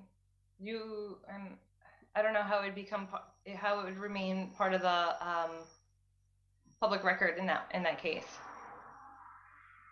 Does it need to be? If it was coming for you to begin with, it would be public record. But if you're having other counselors sign on to it, you could always send a communication. Right, that would be individual counselors. Right. So individual counselors could contact me, and in the next day I could send it out with individual counselors signed on, as opposed to a vote of the city council and the city council supporting the letter.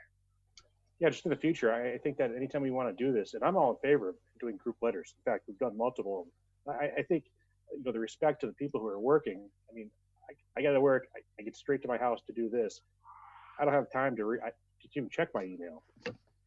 Yeah, I apologize that it's late. It's, between everything that's been going on with ordinance committee, like last week, this week, I have my own work, and, I've got a kiddo at home. So this is when I was able to actually finalize the letter and get it out.